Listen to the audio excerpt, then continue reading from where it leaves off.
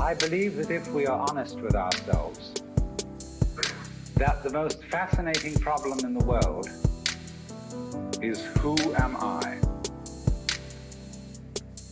What do you mean? What do you feel when you say the word I myself? I want to fly the train! I don't give a fuck! Oh, jeez. Hey, what's going on, man? Yo que viu sentar fora? Então não fica minha sorte eu tenho que ver. Oh, jeez. Hey, what's going on? I don't give a fuck! Oh, jeez. Hey, what's going on, man? Yeah, you can't get out of it! Oh, yeah! Oh, jeez. Stop joining your friends, you weirdo!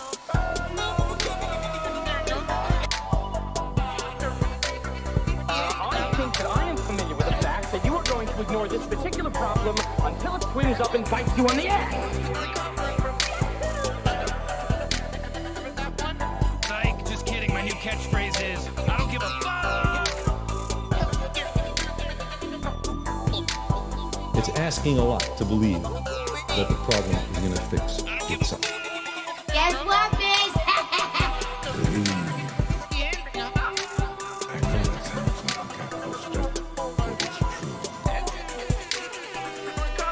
Our technology and our numbers have both reached a state where inadvertently we can pose a danger to the global environment, especially through the atmosphere. The whales have a 15-foot penis. Are you a pervert or something? Okay. Now, nobody pretends we understand everything about the global climate. I didn't cut out. You heard me. Google it yourself. There are feedbacks, some of which you warm the Earth a little bit, and the tendency will be to further increase the temperature, so-called positive feedback. What I'm saying is the planet's on fucking fire. We choose to go to the moon in this decade and do the other things, not because they are easy, but because they are hard. Because that goal will serve to organize and measure the best of our energies and skills. Because that challenge is one that we're willing to accept, one we are unwilling to postpone, and one we intend to win. I don't give a fuck!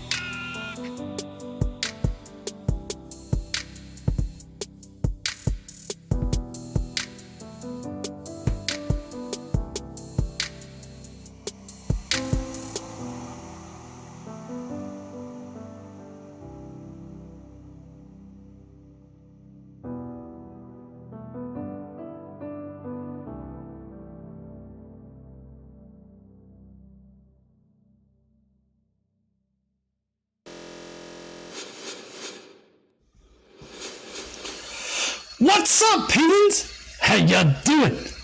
Tonight, we're going to be going over the most recent PragerU video. I know everybody loves PragerU, so we're going to be going over PragerU tonight, and they make a case that atheists should still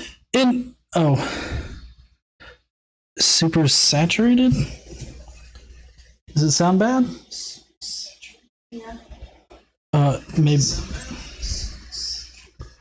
Okay. There's a bad echo. Yeah, I'm not sure where it's coming from. That's a really bad echo. What in the fuck? That's a really bad.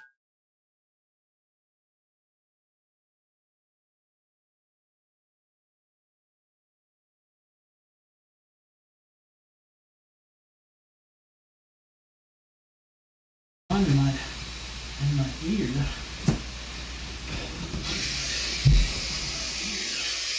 No, that still sounds horrible. Yeah. That still sounds horrible. Is it my mic? No, there's a lot of people. Listen, donating this much money only secures your seat in hell. Okay. Hold on. I'll be right back, guys.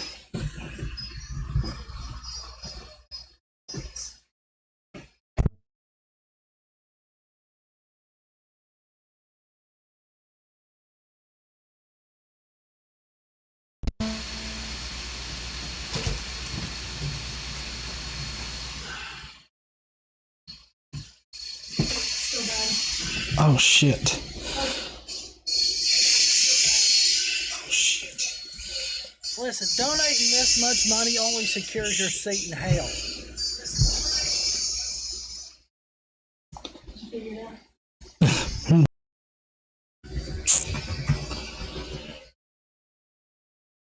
All right, hold on. I got shit. I gotta get this worked out. I don't know what's going on.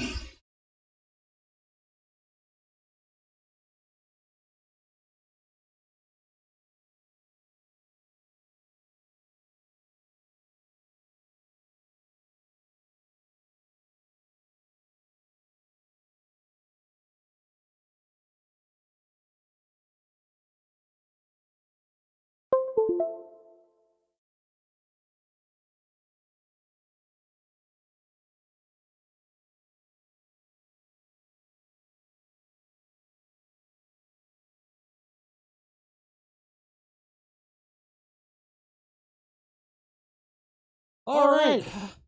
How's that? Yeah, sorry. I got it on monitor now. There we go. Does that sound good? I think that sounds good. Oh, awesome. You know, that's exactly what you should expect out of an engineer. Be able to fix the problem immediately. That's how you know I have 2 engineering degrees. That's not audio engineering, but you know, it's still I'm an engineer. I should know, like, I should go live and everything should be perfect because I'm an engineer. That's a criticism I had last week, wasn't it? Yeah. Okay. All right. So, what's up, heathens? How y'all doing? Tonight, we're going to be going over a PragerU video where they tell atheists that they should definitely indoctrinate kids into religion. They should not, quote unquote, teach them to not believe in God, which I don't know, like any atheist parents out there really that spend time teaching their kids that God doesn't exist. But I mean, I don't know. Let's assume that there's a parent out there that does that. Apparently, we're supposed to still indoctrinate our kids into religion because there's benefits to kids believing in, well, myths, fairy tales. At that point, in that situation, they would be lies. Normally, I wouldn't say lies, because the parents would, if they're religious parents, they would be teaching their children what they believe to be true. So it's not a lie. But in this case, they're telling us to lie to our kids because apparently there's benefits to it. So we're going to be going over PragerU tonight. And if you want to find out why atheists should definitely indoctrinate their children into religion, then please stay tuned.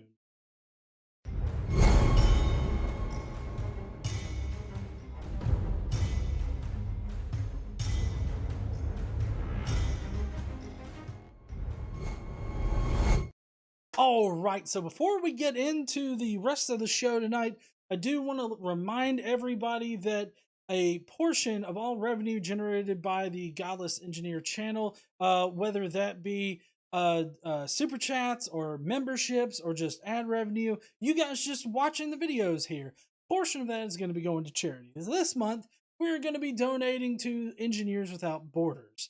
And last month, we donated to Camp Courageous. The camperships fund at Camp Courageous that helps individuals that normally can't go to Camp Courageous be able to go. So anyways, if you want to do a super chat, which for some reason my super chats seem to have disappeared from the couple that were already super chatted. I'm going to be getting to those here in a second, because YouTube keeps a log of them. We got Quentin Van Boeven saying, sending in my weekly tithe, and it doesn't show me any more of the message content. First super chat of the stream. Still have more characters to use, so y'all best index at 1. Thank you so much there, Quentin. And then Jamie W did one. Oh yes, I see it in the live chat. I don't know why I didn't record it in the thing, but anyways, so as you guys know, what's the first thing that we get started with here? I mean, we got a lot to go through tonight. Yes, that's right, honey. Let me get. Oh wait, hold on. Need my uke. Woo! That's KC's money. With fuckhead. Here we go. Today I learned.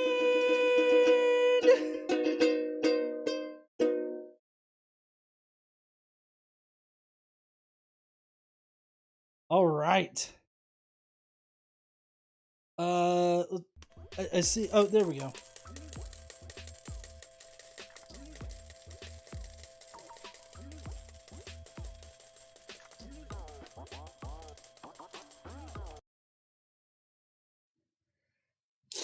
Just a little bit of money. If you're wondering what the drink of choice is tonight, this is Kraken rum and Sprite. Kind of turns into a somewhat tasting like cream soda, except you get fucked up on it. And trust me, I'm gonna need the lubricant tonight. We got a couple more super chats to deal with. First, we got Limited Light. Thanks for subbing to my other channel for math. I love math. Anybody that doesn't love math, I just simply don't understand, with the exception of my wife. I totally understand her math phobia. You don't have a... She just doesn't like it. She's not scared of it. She just doesn't like it. Woo! Bear money! Yeah, you'll do it if you have to do it, honey. Secular Pagan Mom sent in a super chat. Thank you so much. Cadence says, for the camp kiddos. Thank you, Cadence. And then Vanta Blue says, first time I approve of campers. And then Silver Shroud just subscribed so he could talk shit in the chat, I'm sure. No, I'm just kidding. Anyways, okay, so first up on Today I Learned, we've got planting forests may cool the planet more than thought. A study found that greater formation of clouds over forested areas suggests that reforestation would likely be more effective at cooling the Earth's atmosphere than previously thought. What are you doing? Right on KZ. To load KC's load. I blew my load. To Timothy, what the fuck ever? Jonathan Shut the Nick is fuck telling up. me to quit drinking, and he says, I am able to join you live this week. It is not quite past my bedtime. Ah, yes. So I decided to do this a little bit early, just kind of for the hell of it. So I appreciate everybody, adjusting with that little bit of a time shift there. Dave Lee says, this just in, Pillow Guy has same evidence for election fraud that believers have for Jeebus. 0. We gotta look at some of the quote unquote evidence, and really it just looked like he opened up a random file in a hex editor and he was like, do you see all this data here? This proves election fraud. And it doesn't really prove election fraud. But I have to say, listen, donating this much money only secures your seat in hell. I have to say that the planting of the forest thing, I feel like that can only be a good thing, to plant more forests. And I think the deforestation that we see all over the world is horrible, but it's good to see good science being done to show that planting more trees will definitely help cool the earth. The more that we can do to slow down or even halt this climate change that seems to be happening at a rapid pace, I feel like anything that we can do to stop it from doing that is going to be a good thing, regardless of, I hate trees? There's a difference, okay? Casey said, you hate trees. There's a bit of nuance here. I do not hate trees. I feel like I'm going into a Dr. Seuss book. I do not hate trees, Sam. I am. Fuck off my lawn, though. But I don't hate trees. I just don't like trees in my yard. That's primarily because I don't like mowing around trees. For one thing, spiders love to live in trees, and to be quite honest, I can't blame them, okay? So listen, spiders can stay in trees, I will stay away from trees, not crawl up in them or anything like that, and spiders can stay up there. What kind of so there are, it's not like all trees have their limbs like high up in the air and shit. Like the trees that I've normally mowed around and the bushes that I've mowed around have been primarily like low, and so it's like my head grazes the very bottom of the tree limbs, and that's perfect timing for the very venomous spiders to get into my hair and then cause me to die. And I would just really rather that not happen. The spiders can stay in the trees, and I just would rather not be anywhere near the spider or other organisms that would so much as kill me as look at me. So I'd rather not have trees in my yard, but I do think trees are important. Okay, trees are very important. Plant all the trees that you want to that's not in my yard. Army worms can fuck off, okay? So we've got some army worms coming through our particular neighborhood, and we spoke with the HOA, and they're not approved. So we got the Wayne's people come out and fuck them up with some chemicals. They chemicalize the fucking grass, and now the fucking army worms can go back to their fucking barracks. What? They are evicted. Fuck those things. Anyways, Lisa for Truth says calculus always confuses me. I love calculus. I love calculus so much that I took 3 of them, and then I took 1 or 2 extra. One of them was differential equations. That was a really cool class. I love doing one single problem for an entire weekend. That's what I love doing. A little bit of sarcasm there. I do love differential equations, but I would rather not spend an entire weekend on one fucking problem, but whatever. All right, let's continue with the Today I Learned. Today I learned that nearly every claim made by Frank W. Abagnale Jr. in Catch Me If You Can has been debunked. So in the movie Catch Me If You Can, I'm guessing the claims of what he did or how he did it or something like that. I guess those kind of claims, maybe.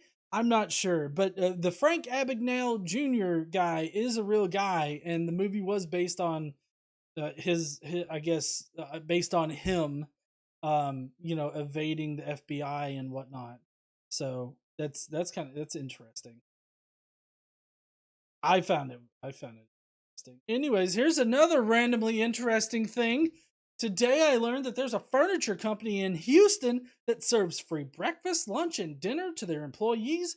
Employees' children also have access to a preschool and a high school, plus a trade school for themselves, all free and on the premise.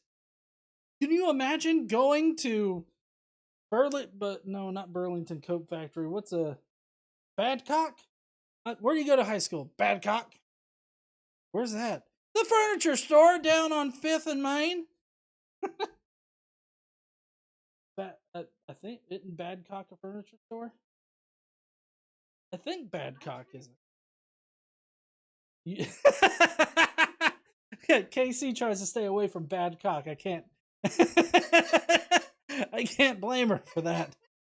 Luckily, she don't got to worry about that no more.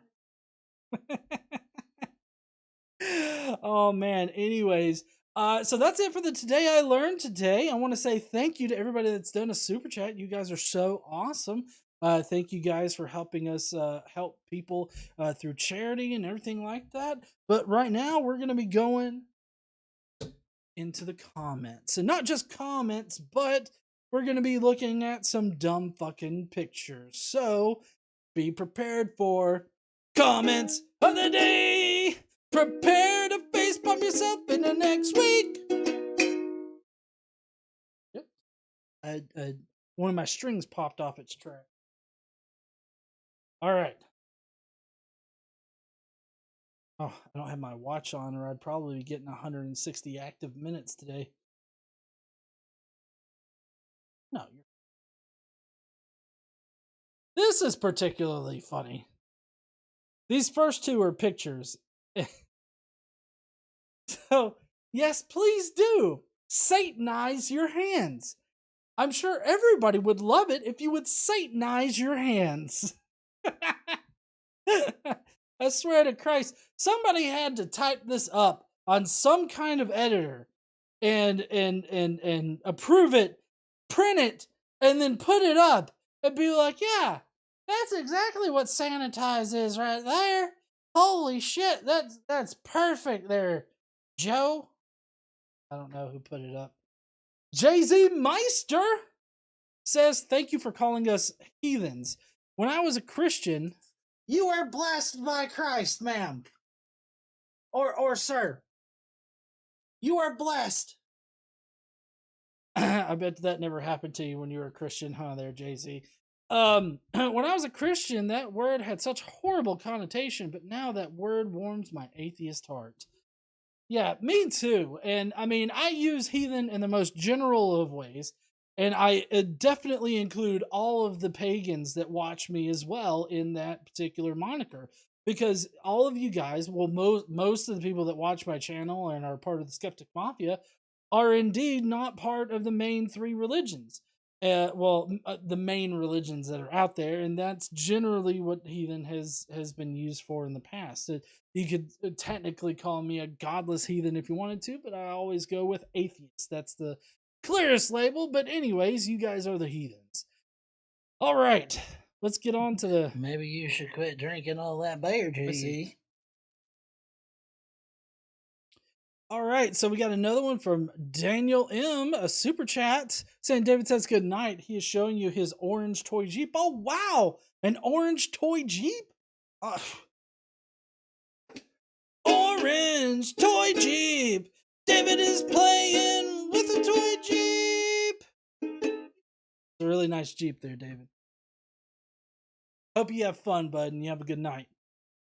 So I feel like maybe this is the reason why they're very anti-vax, and it's just because of stupidity.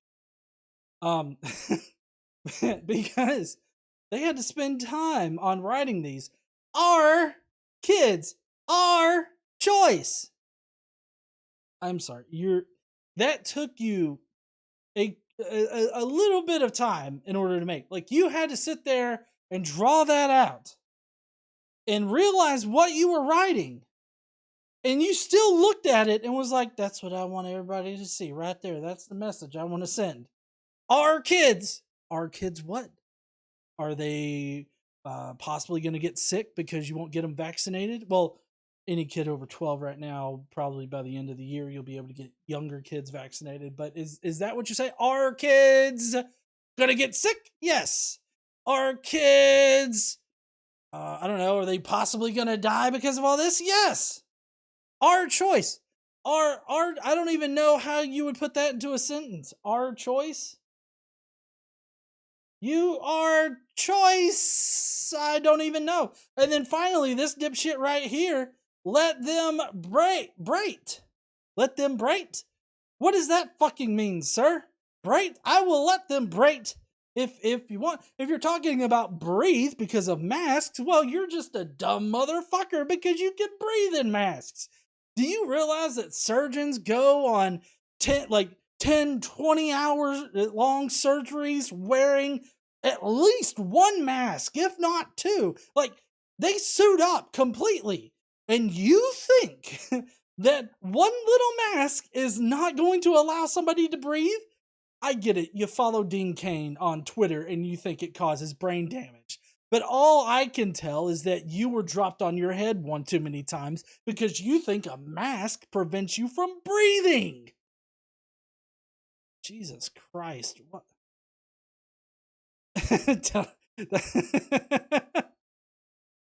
All right, hold on. I get a special hat.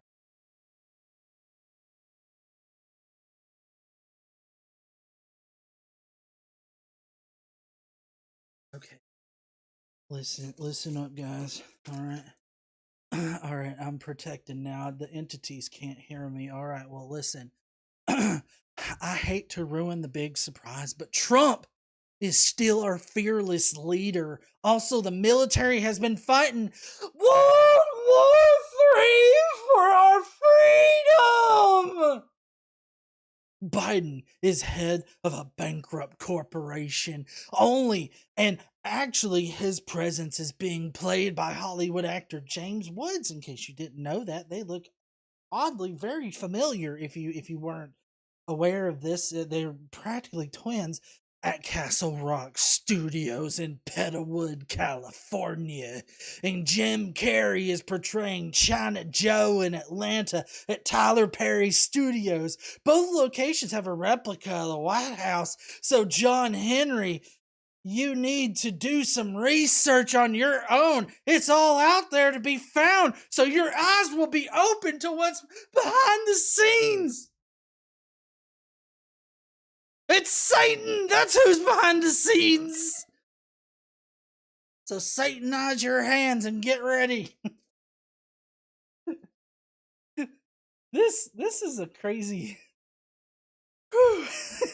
David H. in the comments said, slow down, GE, and braked.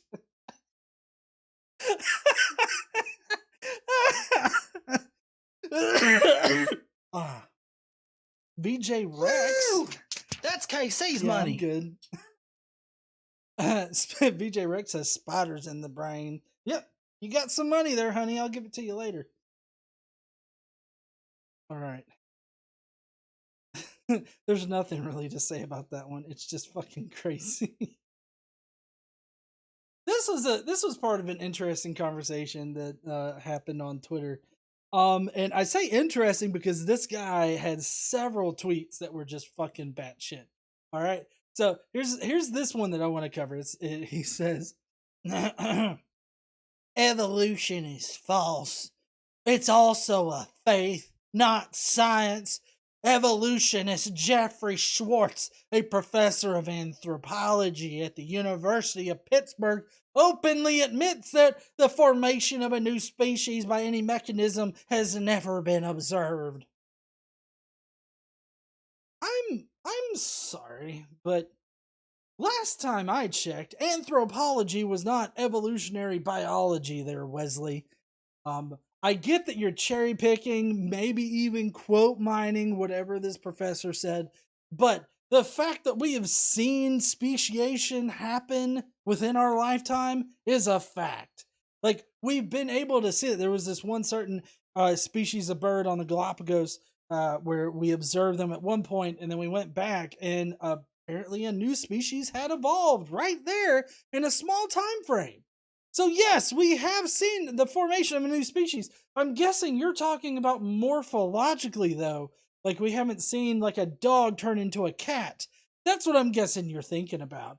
So this type of Pokemon evolution that everybody seems to, well, not everybody, but creationists seem to think that evolution should work like a Pokemon. Like, one day your dog should get enough XP from you throwing a fucking tennis ball enough times, and then all of a sudden it turns into a fucking horse or something like that. I don't fucking know. But you think that the animal gains enough experience, and then all of a sudden a bright light happens. It forms an orb like it's goddamn Terminator coming back from the future, and then poof, there's an entirely new, morphologically different animal standing in the place of your fucking little spot dog.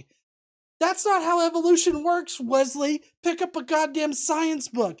Maybe you'll learn some shit. Or, hey, I know what, just go right back to high school, because apparently you need it.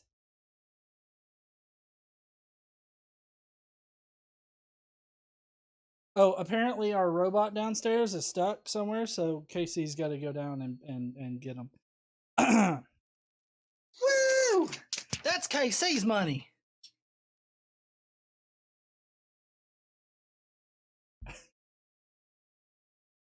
Junie the Apostate did a super chat saying, Happy Friday the 13th. So who's the president today? So that's an interesting topic. Yeah, today was quote unquote reinstatement day. That's supposedly when Trump was supposed to get reinstated. Even Trump has alluded to this, I think. He may have even directly said something about it, but it didn't happen. It's not going to happen. But I mean, for months now, they've been brewing with alternate explanations. Like, Trump is still president and Biden is just the faux president and all this other shit. So it's kind of it's a little interesting.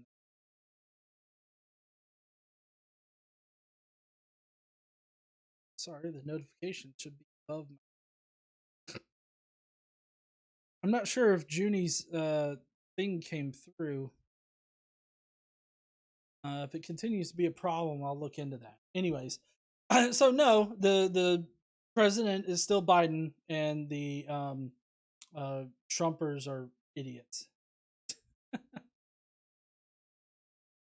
Lisa for Truth in the side chat says anthropology does cover human evolution. Well, it does cover human evolution, but he was specifically talking about how we've never seen speciation before. And so I feel like that particular context, he does not have the exact credentials to really be taken as a serious authority on it. But even then, even if he had, let's just say that he has the credentials necessary, I think that he definitely he would definitely need to provide evidence that we haven't seen that, because we have evidence that we have seen it. Just a little bit of money. Drew's book reviews says, sorry in advance for my rant comment. Lol. Thank you. Thank you, Drew. I trust me, you're gonna be perfectly fine there, bud. All right, final comment before we get to shitty ass science. We've got, if Europe get more goods than America, we should nuke those queers. The world should make stuff for Americans, not fancy little Europeans. America has nukes. It's time we use them for reasons like this, or the nukes are being wasted.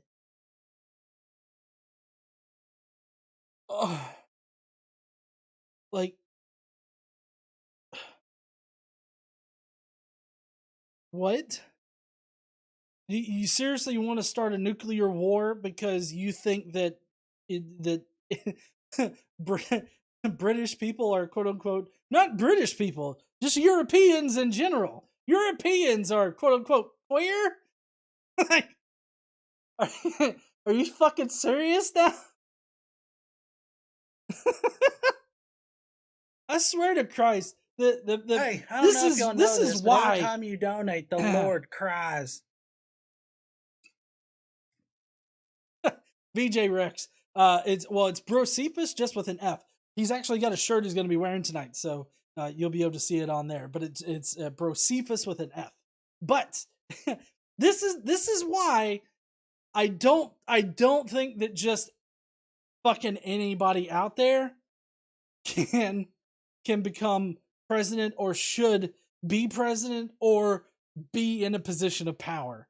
Like this, if you ever need to just give somebody a reason why they probably shouldn't be president, and they speak somewhat like this, just be like, I don't want to go to nuclear war because you're a dumb fuck. Like, that's, I just, damn. Anyways. That's going to be it for the comments tonight. I know that you guys really want to see what Brocephus has to say. We do got GD Rudier, who says, how will you all sleep without pillows now? I kid. 2 Timothy, what the fuck ever? Shut the fuck up. 3 a.m. here in Belgium. GE, what are your thoughts on this shit fest in Florida? The shit fest in Florida? I'm not exactly sure what shit fest you're referring to in Florida. Is it just the Florida situation in general? Like, just Florida, the state? Yeah, it's pretty fucking sad. They're all pretty dipshitty. If you're talking about, like, the DeSantis mask mandate and refusing to pay superintendents or other people in the educational hierarchy that could do the mask mandates, I think DeSantis is a fucking idiot.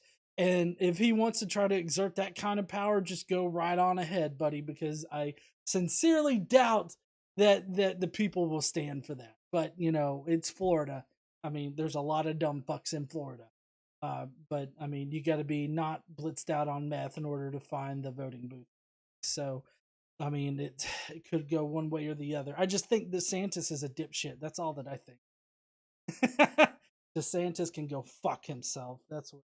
That's what I. Anyways, I better stop being all political and shit. Let's get to the shitty ass science, shall we? Shitty ass science. We're gonna answer some science shit really wrong.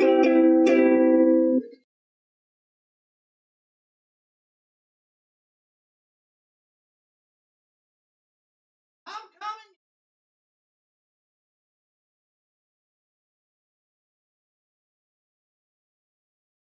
That's my bad. I was taking a shit and had to get back on over here. What's up there, heathens? Brocephus here to expel the demons from your bungholes. Anyways, this is our TED Talk today. What we're going to be discussing is how can a thin line of Icelanders stop a huge flow of lava like this one approaching... Oh, shit. Reykjavik last March. I think I nailed that. Anyways, all right. So basically, because this is taking place in Iceland, Greenland, Icelanders, Iceland. I just read that shit. Anyways, basically they're all pagans. Okay, they do the witchcrafty things. All right. So what they got is they got a whole line of like different herbs and different things out there that they're casting spells.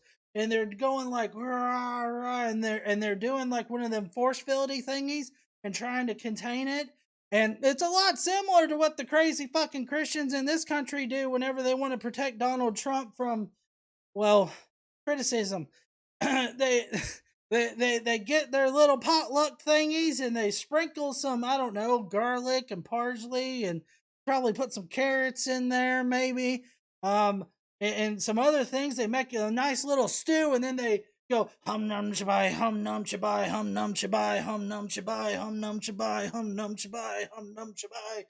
I only know that from fucking Indiana Jones. But anyways, they do a dance and they go like that, and they form this force field around it using their pagan powers. Pagan powers are definitely real. That's why the Christians had to adopt the pagan powers, but then they had to rebrand the pagan powers as Jesus powers, and that's why they have the blood of Jesus as a shield against COVID. But then also they do their little seances so that they can protect Donald Trump from criticism. It never works, but they try their hearts out. It's all the rebranding thing. That's what drains all the power from the pagan witchcraft. So, anyways, that's why it works in Iceland, is because they're doing legit witchcraft while the Christians are trying this. It's kind of like an equate version that you can get at Walmart, but, you know, it's not really the real thing. It's slightly less powerful, and you question it the entire time. Like, is this going to work? I don't fucking know.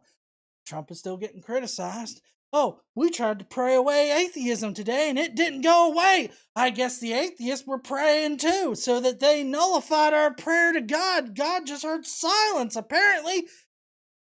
Fucking dipshits. Anyways, that's gonna be it for me today. Dear Lord, get the fuck back, Satan! I don't know why I started off with Dear Lord, but anyways, get the fuck back, Satan! Go back to your hellish hole! And I will see you heathens later.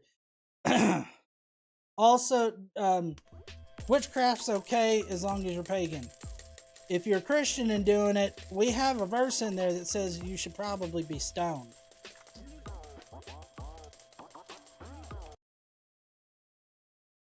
Don't make me stone your ass. Goodbye, heathens! Shit, hold on. That was supposed to make me disappear like I was on fucking Star Trek. Wait a second.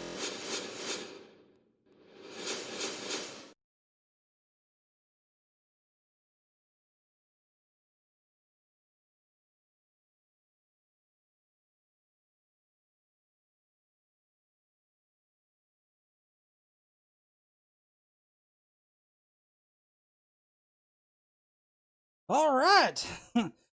So let's see. We got Who's Your Buddy with a super chat saying, "Sorry, bro, Cephas, but they obviously used their freeze breath shout at the same time to stop the lava." You know, I mean, he would have thought of that if he plays Skyrim, but he doesn't. So, you know, He just didn't think about that. He just came up with pagan powers.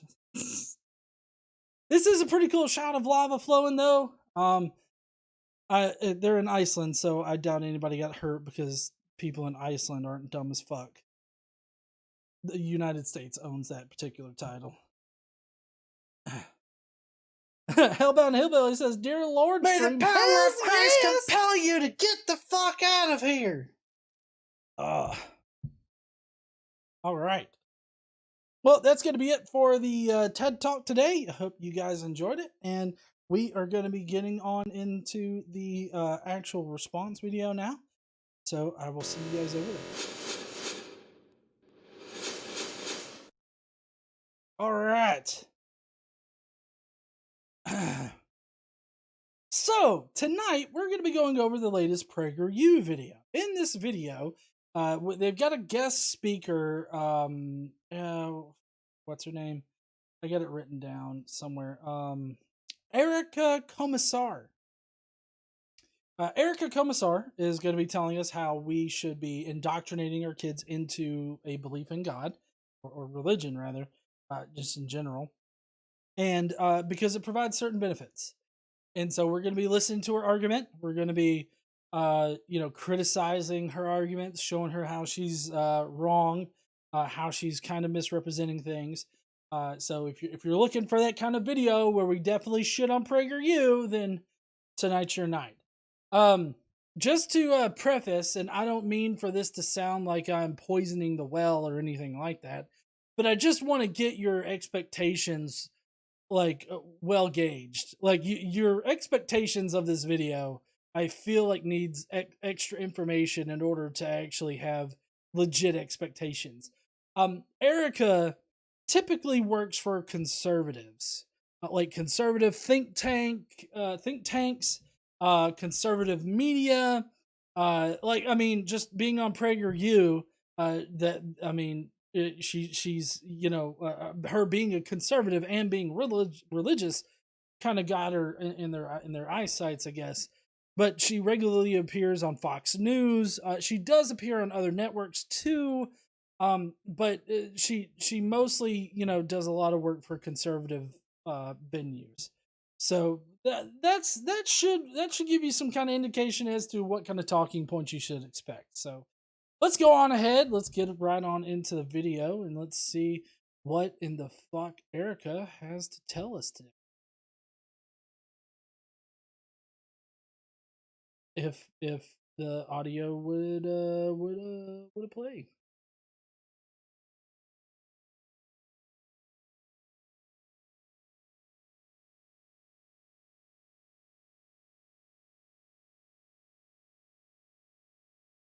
And it's not playing.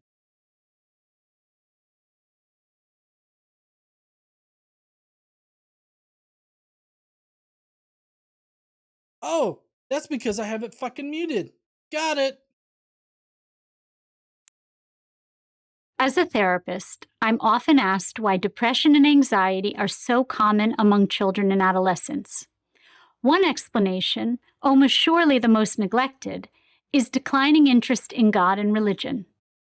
Now, I have to push back initially right here, because immediately she tries to draw a line between kids that have depression and the fact that the nuns group is growing. Okay? She fails to actually substantiate that line. Bear money. She doesn't give any supporting evidence that connects the depression and anxiety in children to a declining interest in God. This is a classic causation or causation doesn't correlation doesn't mean causation. Totally fucked that up. Anyway, Daniel M says technical problems with GE. That's right. So she fails to actually support this initial claim that she is even making. And this sets the tone for the entire video, because you'll see all throughout it, she does the exact same thing with every single point that she makes. She just is stating, oh, there's a lot more depressed kids today. Oh, look, over here. Also, the nuns group is rising, and there's a declining interest in religion and God. they must be connected. You have to actually show us that they are connected. And you're not going to do that because they're not connected. I mean, just because we understand depression better, we understand anxiety better, and we understand, what kids are going through, as opposed to like what we have known in the past, should not mean that it's immediately because kids are not believing in God. Christianity, religious people are still the majority in America. If there's a rising number of children with depression, chances are some of those kids are going to be religious. So I don't even know who you're trying to target with this made up fucking fact that you're presenting. Sorry, not a fact, a lie.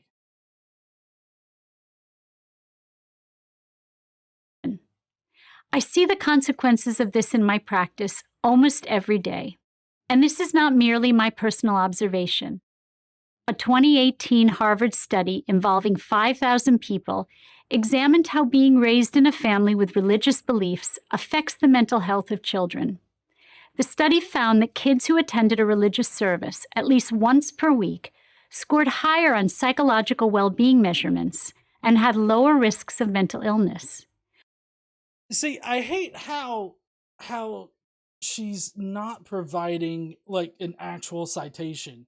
She just sort of talks about a Harvard study, but she's also only talking about one Harvard study. Like only one study out of the plethora of studies. KC and I today looked up a number of different studies that on both suicide and on depression.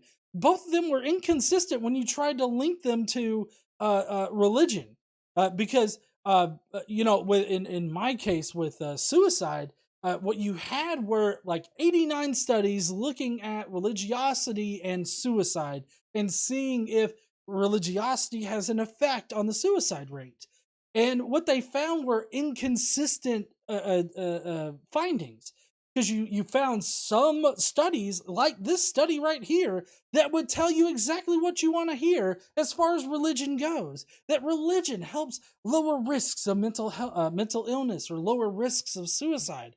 But then you just prance a little ways over, you find another study that says that it has a negative effect, that it causes you to be more at risk for either suicide or depression or other mental illnesses. And then you'll find some that are genuinely inconclusive as to the effects of them. So, I mean, she's taking one study and then she's applying that as a fact, when this one study that covers a complex topic cannot represent the reality of either mental illness or depression, which is a mental illness, but or suicide. Like, you can't just take one study and say, hey, this represents reality in this particular context. Because this particular context is so not convoluted, but it's so complex that you cannot represent it with one fucking study. That's right, they're asexual atheists. Citation fucking needed. I don't want to just hear a Harvard study. Tell me what the study was, so that I can look it up and I can see rebuttals of that story, or I can see people that used the study or cited the study. It would just be helpful. Weekly attendance was also associated with higher rates of volunteerism. Donate, the Lord cries.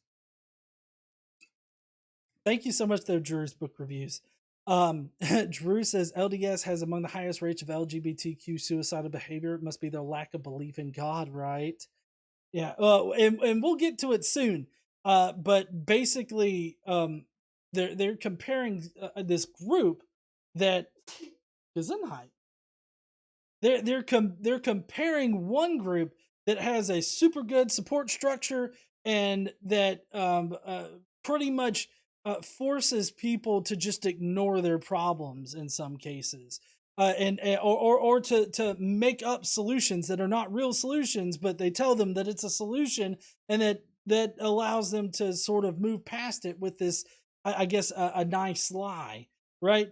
But they're comparing that group with a group that sometimes doesn't have a support structure, that can't just make up whatever fucking explanation that they can in their mind and just accept that. Like, there are some things that are genuinely hard to deal with, and just because some people find it harder to deal with it without this made up imaginary God in their head, I mean, she's acting like in this study that means that you should be religious. You should lie to yourself because for whatever reason you can just ignore your problem. Or at least that's how I took it. Weekly attendance was also associated with higher rates of volunteerism, lower probabilities of both drug use and early sexual initiation, and a sense of purpose. Lower sexual initiation. I mean, I guess I could see that, just because they like demonize sex instead of teaching children like proper sex education. They teach them abstinence only bullshit that doesn't even work in their own book. Like, she's not Christian, but even for the Jews, like well, not for the Jews, but for Christians, being a virgin didn't prevent Mary from getting pregnant. But still, they're all about abstinence only. The Jews also have their own problems with sex. I mean, you just read the Old Testament and you see the problems that they have with sex. But yeah, they demonize sex and they make people feel like shit for having sex. But it also opens up the entire community to being violated by somebody that takes advantage of that. And then she mentioned how it increases people, doing things for others, or doing charity work or whatever. I mean, sure, but that's because those are organizations that have been known to do those kinds of things. Typically, though, with like church missions and stuff like that, I mean, you go and you help somebody, but you help somebody so that they will listen to you talk about Jesus. Like, it's not just helping somebody out of the goodness of your own heart. Also, if you just look at the current landscape in America, you'll find Christians everywhere that are thinking that they can't get sick because they're protected by the blood of Jesus. And then they go off to infect their grandparents, or they go off to infect the rest of their family. And some of those family members die.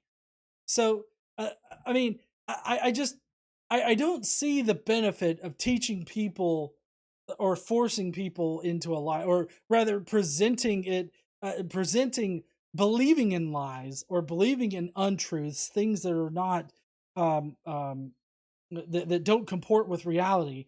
I don't see how you can represent that as a good thing just because you've cherry picked a few things that you think make it good. The evidence that religious involvement leads to positive behaviors, Gallup reports that the U.S. has seen a 20% decrease in attendance at formal religious services in the past 20 years. Yes, it is on a downslope with the religious attendance and all that kind of stuff. But this does not go anywhere to prove that because people are spending less time at church, that means that they're more depressed. That's what she's saying, that is the correlation there and the causation. But the fact is that she's only got that one Harvard study that is in a particular context, where the problem or the thing that they're studying is much more complex than one study can actually look at. In 2018, the American Family Survey revealed that nearly half of adults under 30 do not identify with any religion. From a purely... Okay, so what? That doesn't mean that they're not religious. It's just that they don't identify with any current like Christian denomination or anything like that. You got a lot of people out there that are like, I'm not Christian, I follow Jesus. And I feel like somebody needs to tell them that makes them a Christian. Just because you're not following one, like a mainstream denomination of Christianity, doesn't mean that you're not Christian. But anyways, I digress. Yes, there's a lot of people that are starting to not identify with any of the current religions. That doesn't mean that they're atheists or agnostics or non-believers in some kind of psychological point of view, this is not a good trend. Nihilism, the belief in nothing, is a rich fertilizer for anxiety and depression.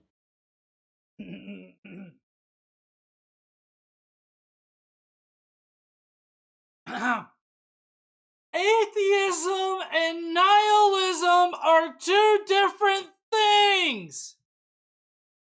Just because you're an atheist doesn't mean that you're a nihilist. I'm an atheist and I'm not a nihilist. It's not that I believe in nothing or think that nothing in this world has any kind of value. I think that we all assert different values for different things. And I think that this is how everybody works. It's just that some people assert values on things that I don't value. And it doesn't mean that I subscribe to nihilism just because just because I don't value the same thing that she does. Like, I don't value a belief in God. Like in my own personal life, I don't value it at all. It seems rather silly to believe in a God when we can't prove that this God exists and he has no real effect on reality. I just don't see any value in it. And I'm perfectly fine with somebody having value in that. That's totally up to them. I just don't see value in it. But that doesn't mean that I'm a nihilist. And I feel like what she's trying to say here is that the people that are not religious or don't identify with a religion are therefore nihilists, or they succumb to nihilism. Quentin Van Booven says, just thought we could use a random interruption. I don't know if y'all know this, but every time you donate, the Lord cries. I need a break. Let's see. I've come to the point in my life where anytime any religious person, not religious person, but religious apologist says something, I always want to double check it. Nihilism is the rejection of all religious and moral principles and the belief that life is meaningless, is how Google defines it. Also, the philosophical definition is extreme skepticism, maintaining that nothing in the world has a real existence. So there's multiple ways in which you can, define nihilism.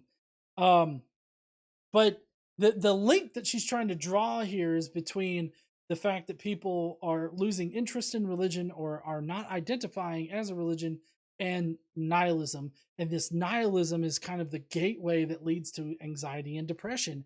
And so obviously the kids that are growing up and they're anxious and they're depressed, obviously they're nihilists, or they're succumbing to nihilism. They've been intrigued by that particular view that nothing means anything.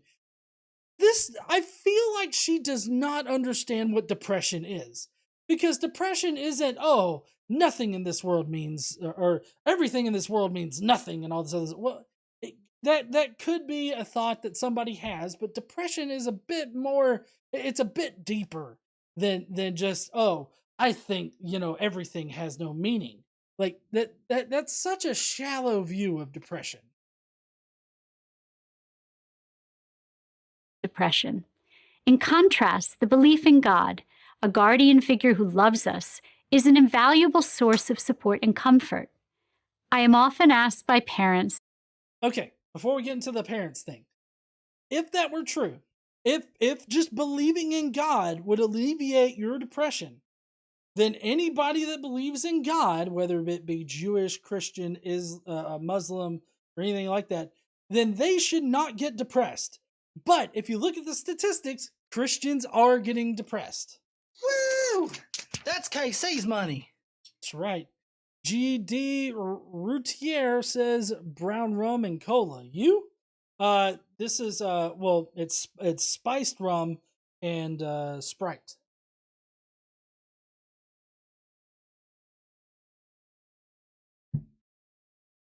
Wizard of Oz says, insert Big Lebowski quote here.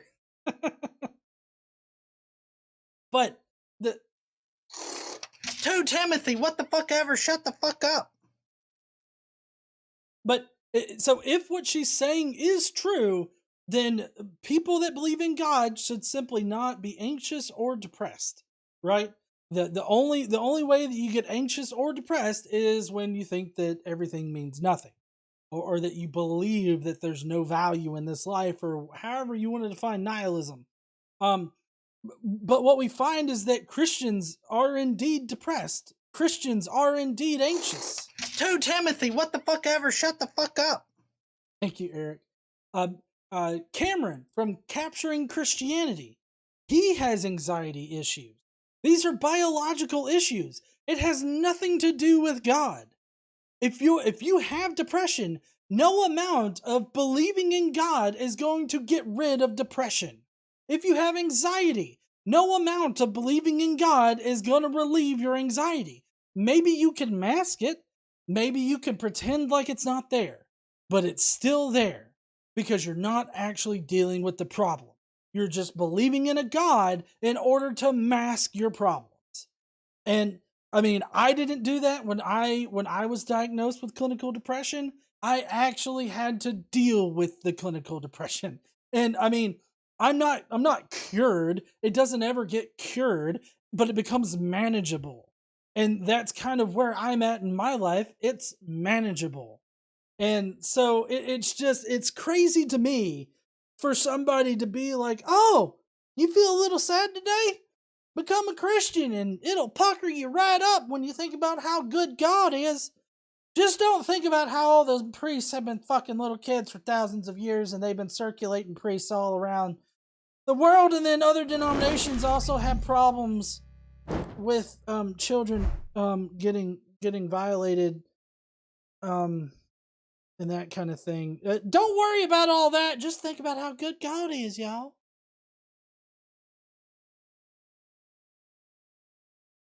How do I talk to my child about death if I don't believe in God or heaven? Oh, that's a good question, random parent that probably doesn't exist. How do you talk to your child about death? I actually recently had to talk to my son about that.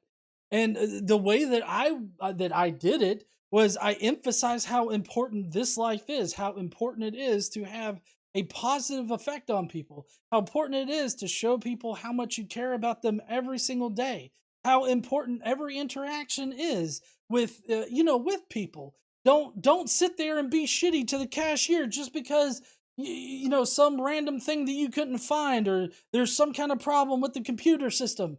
Like don't let that that thing cause some negativity to enter your life or anything like that. When you're thinking about death and what happens after this life, while it's true there's probably nothing after this life, we don't need to focus on that. We don't need to focus on death. What we need to focus on is life and how we can live that life to its fullest extent. Not that, to the detriment of others, you should live your life to be as comfortable and happy as you can be. It's about valuing your life as well as valuing the lives of others and valuing what your actions do on this earth. I mean, this is a complicated topic. It's not something that can be easily explained away. But, of course, if you're religious, you could just say, oh, well, we all go to heaven. We frolic in the fields and we pet satyrs up there because those actually exist in heaven. There's no way that it's just mindlessly praising God for eternity like the Bible says. No, you get to pet little ligers. You want to pet a liger? That's in heaven, petting ligers. Definitely. Now go and play basketball. I feel like that's a bit more detrimental than having a real conversation with your child about death and teaching them how they should value what life they have and value the things in their life. It's a very important teaching moment, I think. And waving it away with a belief in God is missing out on that opportunity. There is always the same. Fake it. There are many things you don't tell your children the full truth about. For instance, if your children hear about a tragedy that has occurred in your community, you tell them that it will never happen to them. We don't have a crystal ball and cannot know that bad things will not happen to our children. Yet we reassure them with a hopeful narrative. Well, I mean, I reassure him that I will do my best not to allow that kind of thing to happen to him. I don't tell him that I'll never let it happen. I'll be like, I'm going to do my best to make sure that, you know, you don't run out into the road and get hit by a car. Like that's something that I can definitely do. You know, if there's a tragedy, I reassure him that, you know, I'm going to be there to protect him as the best that I can. And that I won't like willingly let anything happen to him like that. Like I can make those kinds of promises and still make good on those promises, and that's reassuring. You could also teach your kid what they need to do in situations like that. You know, she's talking about a hopeful narrative. I'm not exactly sure where she's going with that, but I would think that using this opportunity to teach your children what to do in case of an emergency, you know, the fact that you're going to be there to protect them the best that you can. Like, these are all very integral to a child's development as they're growing up. Showing them love and care whenever that you can is very important to a child's development. And, you know, hand waving it away, you know, with God, saying, oh, you know, God loves you all the time and all the time, and loving, he loves you and everything. Don't think about how your friend had to go to the rectory with Father McFeely, though. Don't worry about that. Just, you know, God's there for you all the time, supposedly.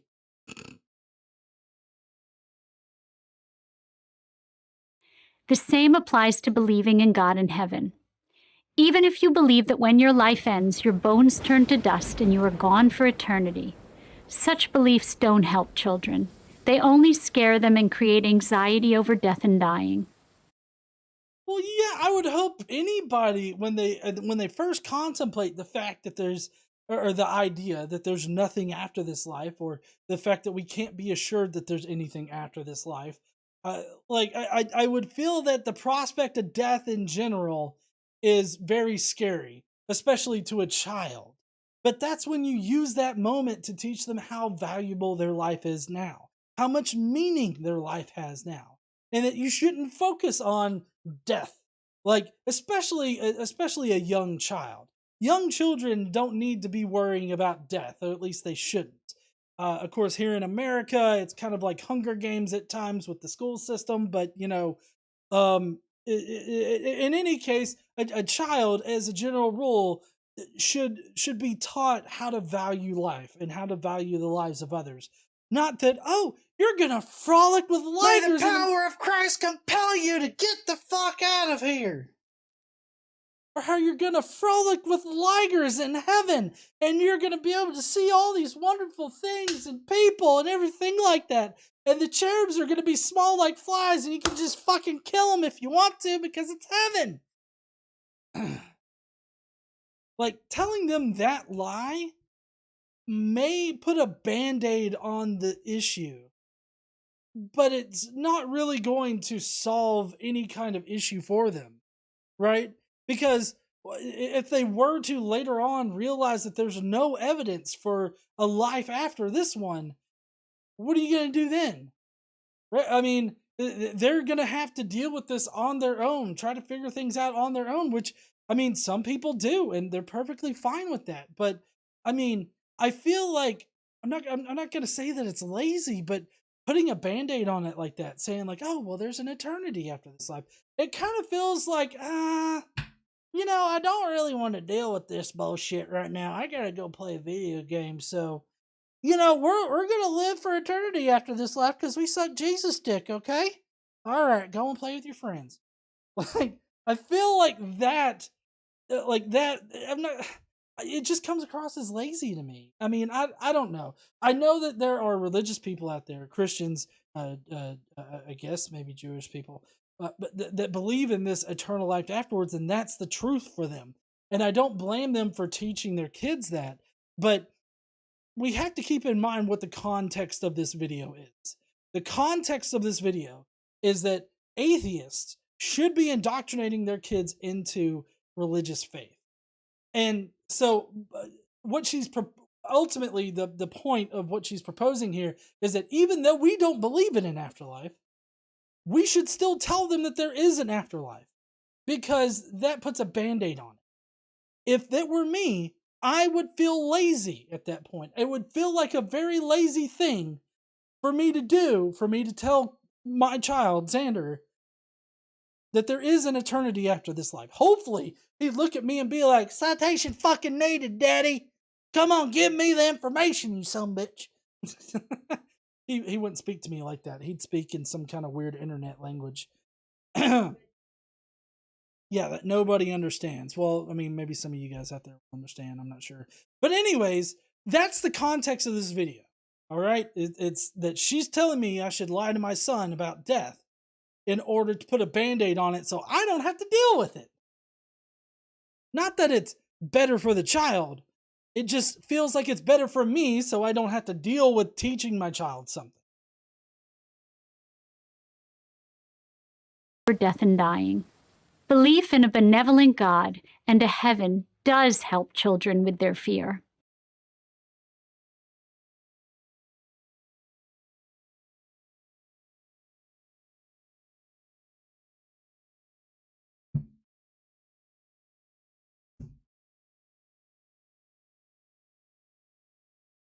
May the power of Christ compel you to get the fuck out of here. Sorry, I saw Daniel's super chat come through, so I was waiting for the pop-up.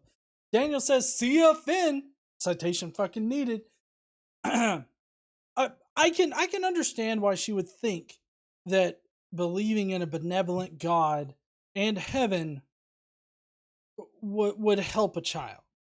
But I mean, I still feel like that's essentially lying to the kid. Even if you believe in this God, to me it sounds like you should definitely question the benevolence of this God, especially if you've read the Bible. I don't expect kids to read the Bible, but I do expect the parents to have read the Bible. And I don't know how a parent can tell me that God is benevolent when there's so much horrible, heinous shit in the Bible. And the fact that, several times all throughout the Bible, God reaffirms that he's created certain people so that he can torture them in hell for eternity. That doesn't sound benevolent. But let's not even talk about Christian theology. Let's talk about the lack of God's benevolence in reality. Let's talk about how, natural disasters happen all the time. And, if there were a benevolent God, and people that are praying for that tornado not to come through and kill them, and God just says, nah, I'm just going to let it kill you. I'm not going to get off my ass and do anything. I'm just going to kind of watch it barrel through your house and like kill your entire family. I feel like it needs to be questioned, the idea of a benevolent God.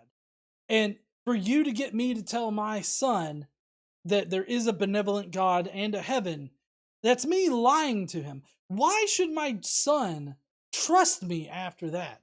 When he gets older and he starts questioning these things, why should he ever trust me after that point?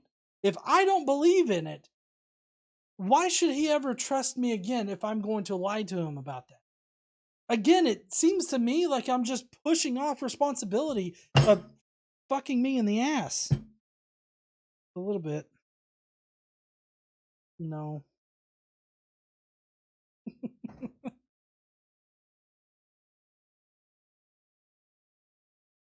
Party foul. Well, I mean, my Mac.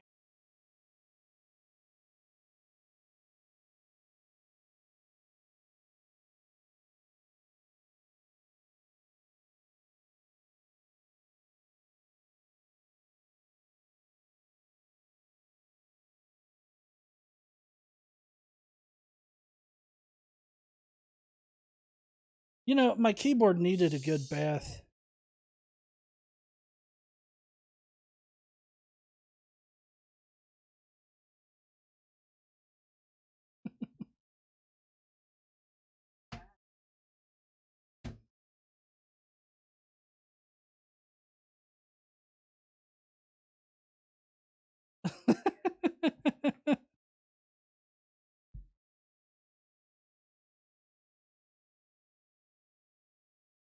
Okay.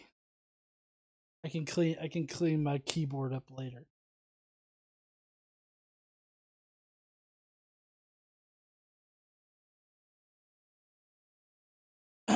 Okay, we're like halfway through this video. We should just hurry up and get on this shit.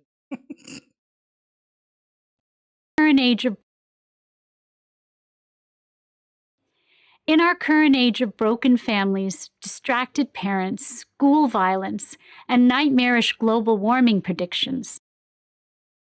Yeah, why doesn't God stop any of that shit? Like, if God's real and benevolent, like the school shooters, some of them people are Christians. The terrorists that go out on bombing trips, they are Christians. The distracted parents, those are Christians. The broken families, those are also Christians. I grew up in a broken family. My entire family down here in the South was a Christian. The global warming thing, that's everybody, but those people are Christians. Like, so I don't. It's not very convincing to me when you bring up all of these things as what seems to be factors in the rising depression and all this other stuff. I feel like she's neglecting the fact that Christians also suffer from these things. Just because a child comes from a broken family does not mean that they're an atheist. It amazes me. There's so many Christians out there that use these very things as a reason to become even more religious. So it really just depends on the person. Like, it doesn't matter if you believe in God or don't believe in God. It matters as far as you as a person.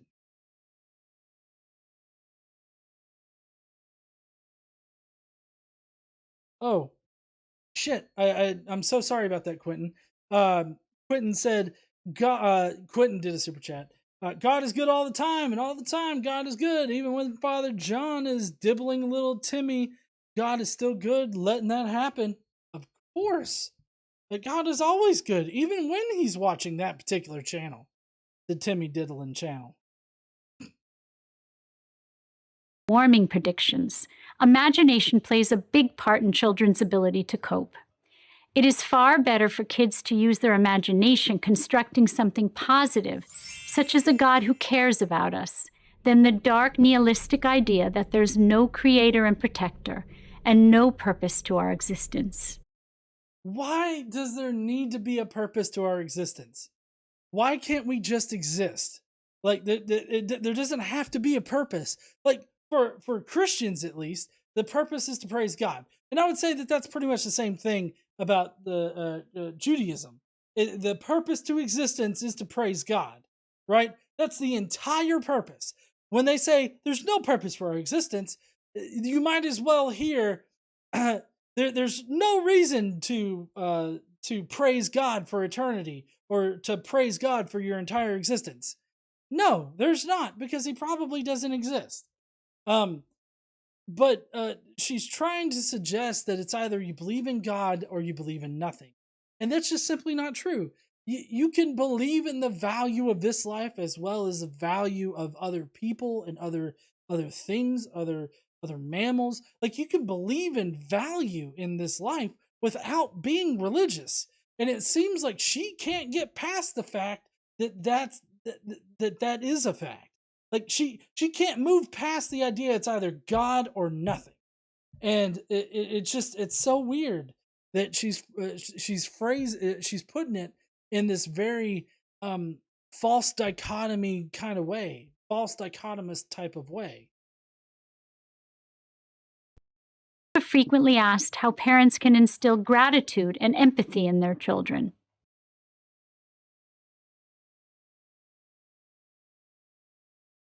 Teach them about gravity and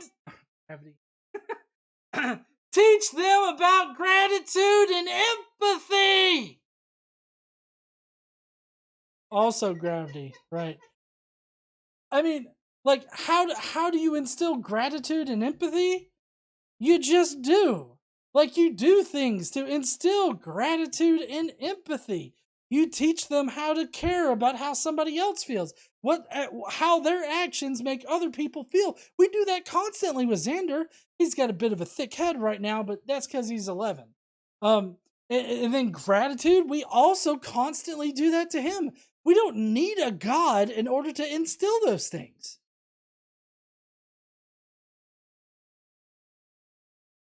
Yes, honey, it does feel like pulling teeth sometimes. Again, the best answer is involvement in an organized religion. All traditional faiths encourage gratitude and empathy as antidotes to entitlement and selfishness. I mean, are you fucking serious? Like, there are some entitled ass Christians out there. But Casey said, including you, bitch.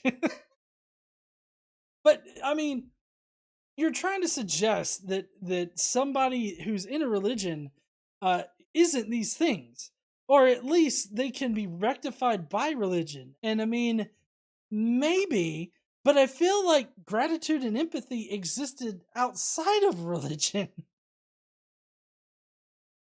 Jane Pusecker says, my mom is atheist, but she is more a humanist, and she instilled wonderful values with my sister, and I like the importance of loving and helping others.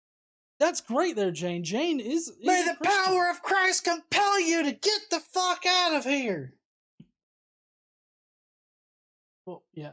So, but Jane's a Christian, and, it's not that I think that religion or people can't use religion to instill these things.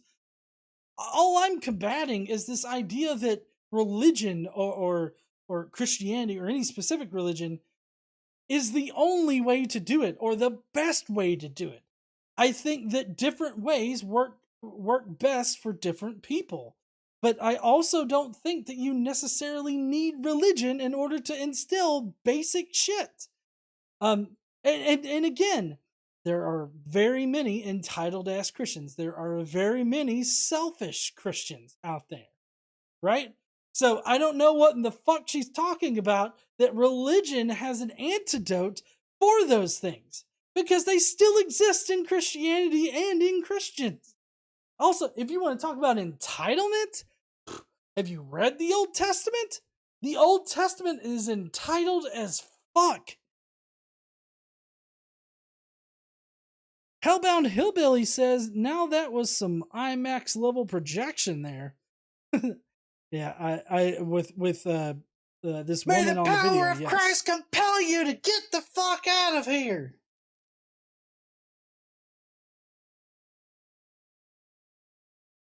Oh yeah, sometimes it comes a little late.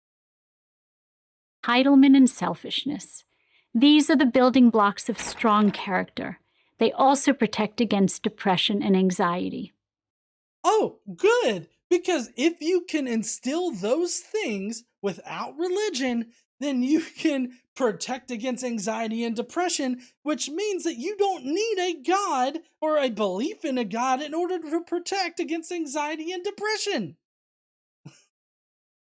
You're effectively refuting your own argument here. Because we all know that gratitude and empathy can be instilled without the use of God. Even Christians out there instill those things without the use of God. Oh, god damn.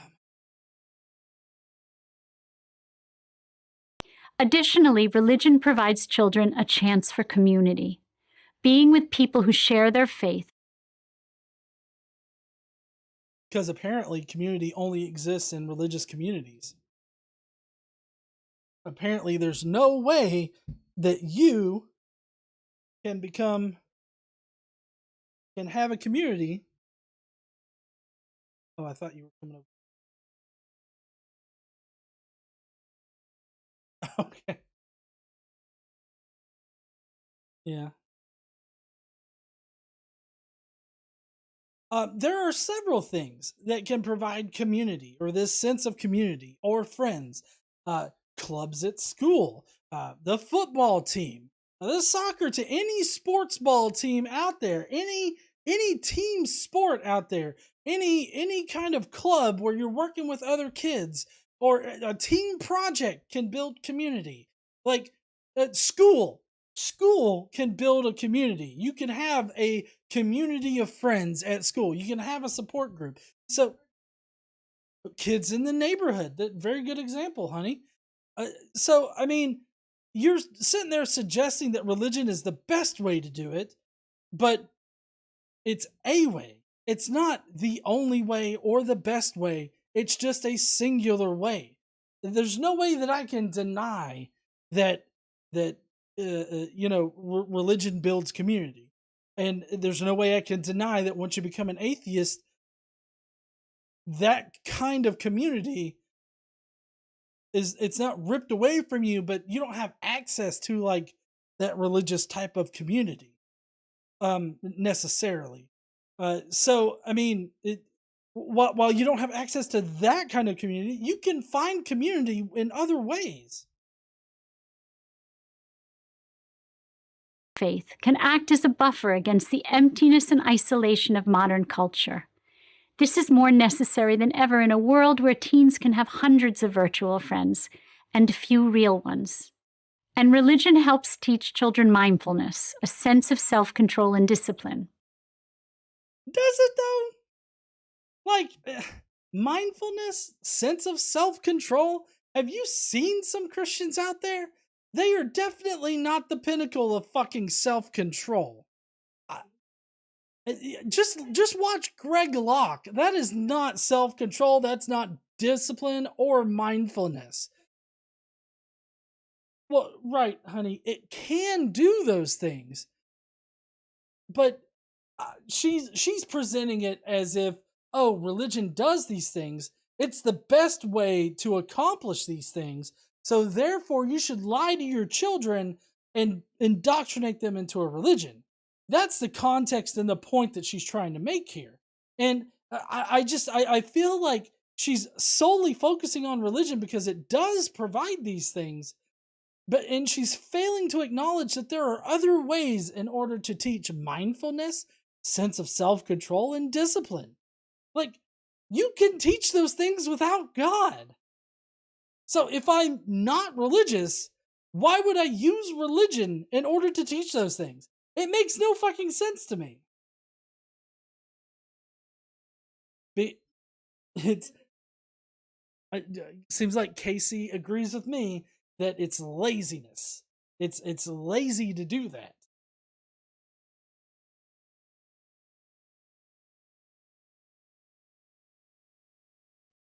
Children might control and discipline. Your young children might not be aware they are entering a house of worship, but they do know they're supposed to act in an appropriate manner when they are there. They have to relax their bodies and calm their minds. I'm sorry. That was not the only place growing up that I had to relax my body and calm their mind.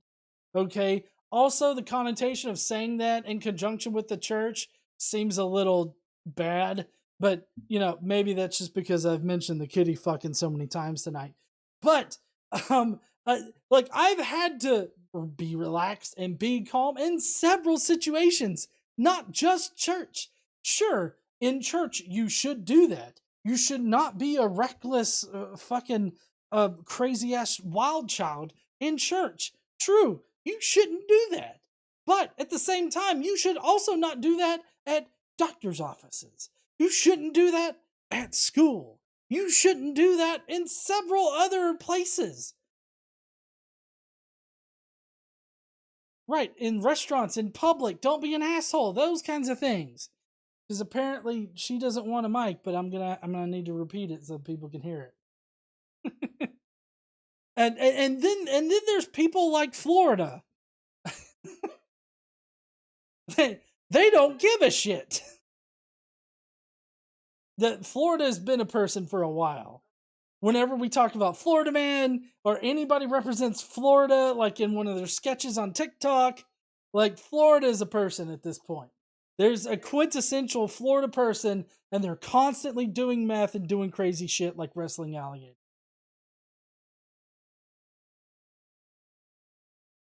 Yes.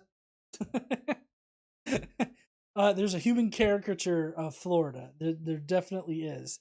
Um, but I feel like she's solely focusing on religion because that's what she's making the argument for, and so that's the only thing that she's considering.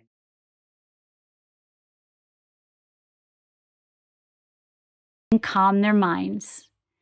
It is true that if you feel ambivalent about God and religion, your children will likely follow your example. However, if you practice religion or send your children to religious school, knowing it is good for them, you might surprise yourself and get something meaningful out of it too. Like what? Like, I mean, for one thing, you're asking me to lie to my child, right? And lie to them and tell them something that not even I believe is the truth of reality. I feel like that anything that doesn't comport with reality can be ultimately harmful. So you're asking me to teach my child something that's harmful to them, and so I feel like that's kind of bullshit. You want to say something? Oh shit, KC's got something to say. So here's the thing. This woman assumes, well, I mean, basically doesn't assume, just says, if you want your kid to have discipline and behave and do all these things, then you need to have them in church. You need to take them to church and indoctrinate them into believing, right? Have you seen Christian kids at church? They are punk ass bitches. Look, I grew up in the church. I went to Catholic school, and let me tell you, they don't behave. Kids in Catholic school, we don't behave. We do some shit kids in public school would never do. Well, no, that happens in public. I'm just saying, like, they're not, she's acting like these things automatically make the kids good. They don't. So it's clearly not related or relevant. That's right, honey. Correlation does not equal causation.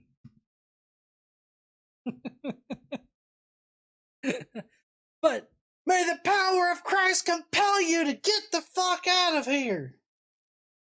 Preachers' kids are the worst too. I mean, 2 Timothy, what the fuck ever? Shut the fuck up. Yeah, Random Noodle. I agree. I have known some preachers' kids that are entitled and selfish and all this other shit. And I'm not gonna say it's because of God, but I mean, they were those things. So obviously, God didn't rub that shit out. Daniel M says Casey is right. Maybe you should quit drinking all that beer, GE. Casey is right. Once I duped in the urinal when I was a kid. Yeah. I mean, yeah, dupe. Like he took a shit in the urinal. I mean, yeah, but I mean, he was a kid. All right, let's see where they're going with this. We're almost done. And get something meaningful out of it too. In other words, your children may bring you back to faith. It's certainly worth an extended experiment for their sake and for yours. Oh my God. I know, I did sound like Janice. Okay, so this entire video here is to subvertly bring atheists back to religion by convincing them to indoctrinate their kids into a religion so that their kids will then pull them back into religion. Like, that's some shitty shit right there. Right? Like, you're telling me that I need to indoctrinate my kids into religion so that they'll pull me back in? Like, for whatever reason? Like, this is a shady, shitty Sheila right here. That's for certain. I mean, this is just so fucking crazy to me because it's like somebody is telling you something that's just fucking nuts and insane, and then they just sort of take a drink and it's like, yep, so that's why you should indoctrinate your children, yeah. That way you become religious too. I mean, if somebody were to try to use my son to convert me to a religion, not saying I'd beat their ass, but I would stomp the shit out of them. Okay? I mean, to use my child in this malicious way, you're asking for an ass whooping. Like that can of whoop ass that everybody's always talking about. I'm gonna open up a fucking crate of it. This is just a shitty thing to do, and I cannot believe somebody that's a therapist or I believe she's described as maybe a psychologist or psychoanalyst, but she's regarded in those respects. Yeah, I know they will, honey. They'll use anything to try to get you to adhere back to the faith. This is just a shitty fucking tactic right here. I don't even know what else to say about it. It's just that to phrase it like, oh, and you might be pulled back into religion too. That reveals why you're even making this argument. It's, yes, pro-life though. But it's so fucking nuts to me, because it feels like to me, this is the entire reason for the argument. Is that, you should teach your kids about God, not because there's any really benefits to it. It's not because that's the best way to instill certain things into your child. It's because your child might bring you back into the faith. Fuck off, Erica. Erica. Yes, Erica. Fuck off, Erica. Go back to goddamn New York where you belong. That's where she's from. That's why she belongs there. Sake and for yours. Consider one more argument. If you take the idea seriously that your children should be free to choose or reject God and religion, they need to be exposed to God and religion. How else will they be able to make a free and informed choice? Well, yeah, but only her God is the real God. Now, I think I saw that she's Jewish, so maybe she did bring up the Bible. Maybe she's just using that in order to speak to her target audience, which would be Christians, not exactly conservative Jews. How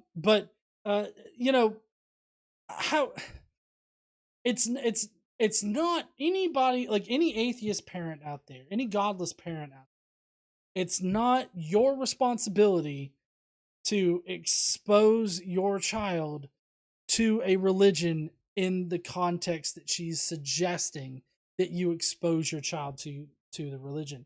There's a difference in helping your child understand a religion, or supporting your child as they explore a religion, or teach it comparatively. That's not what she's talking about. She is not talking about just allowing the kid to explore their religious choices. They're talking about you indoctrinating your child into one religion.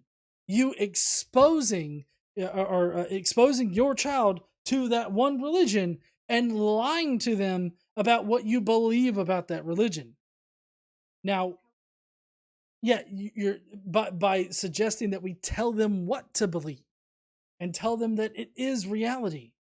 And so that's the context that she's talking about in this entire video. It's not that this argument is totally separated from the other argument, because I'm fairly certain that any atheist parent out there would freely talk to their children about religion, or why they don't believe in a certain religion, or what a certain religion believes, or even help them navigate through the religion. I think that good parents out there would do that, regardless of whether or not you're an atheist or a religious person already. I would hope that you would help your child navigate through that minefield, because it really is a minefield. But she's suggesting indoctrinating a child into a specific religion. That's what she's talking about. She's not talking about freely and comparatively examining religions. She's talking about indoctrination and presenting it as if, oh, you want to expose your child to religions, don't you? Well, I mean, sure. I want them to be informed about religions, and I definitely want my son to feel like he can freely explore any religion that he wishes, and that I will always be there to support and love him.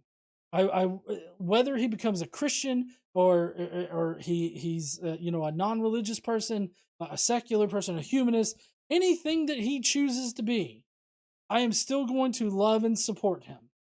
Just don't expect me not to call your shit out on Thanksgiving, okay? Because I definitely will. But it's my job to be there for him, to help guide him through this minefield of religions. It's not my job or anybody's job to indoctrinate a child into religion.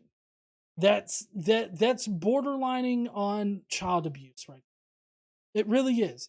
It depends on how you do it, obviously, because I don't think that every parent that teaches their child about religion is doing child abuse or is committing child abuse. I think that there are certain ways in which indoctrination can occur, and these are ways that are commonly used now that are abusive to children. Like the entire doctrine of hell and heaven, for that matter. Like, if you mention heaven, you got to mention hell. So if you got to mention both, you're gonna eventually emotionally abuse your child in one way or another. Because you got to tell them, hey, you do one thing wrong to piss off that guy, the God, then you're going to burn in hell for eternity. I mean, that's what I was taught as a kid. And I thought that every single little thing that I did that I thought was wrong, even if it wasn't wrong at all, was going to have me burning in hell for eternity. And I can't tell you the number of times I contemplated that while I was laying in bed. It always sat on my mind whether or not I was going to be burning in hell or not. That's emotionally abusive to a child. And I think that the way that she's framing this last part is totally counter to the entire argument that she was making in this video, and it's very deceptive. Choice. We live in a competitive, stressful society that idealizes materialism, selfishness, and virtual rather than real human connection. Having a religious community and a belief in God is the best antidote to all of that. Whether children choose to continue to practice as adults is something you cannot control, but at least give them a chance to believe in God and find comfort in religion. They deserve it. This kind of assumes that I wouldn't allow that, or that any atheist parent out there wouldn't allow it. I find that a lot of atheists out there are very open-minded. True, there are some that are pretty close-minded to religion and religious people. But I would think that if you're a parent and your child says, well, I've decided to become a Christian, I would hope that any good parent out there would give their love and support to their child, because that's what their child really needs. Love and support. And I think if you focus on that, regardless of what your child believes, your child's going to end up being okay, because they know that you love and support them. And that's one less thing for them to have to worry about and to be concerned about. Because, I mean, it takes a lot out of you to consistently worry about whether or not your parents love and support. There's a lot of time and effort that goes into that, and then it splinters into so many other different things. It causes so many other problems. If you just give your love and support to your child, that is that's two less things that they have to worry about, and that makes a world of difference. It's definitely way more effective than just taking the easy way out and lying to them about God, and lying to them about what happens after death, and lying to them about, how much this God loves you and everything.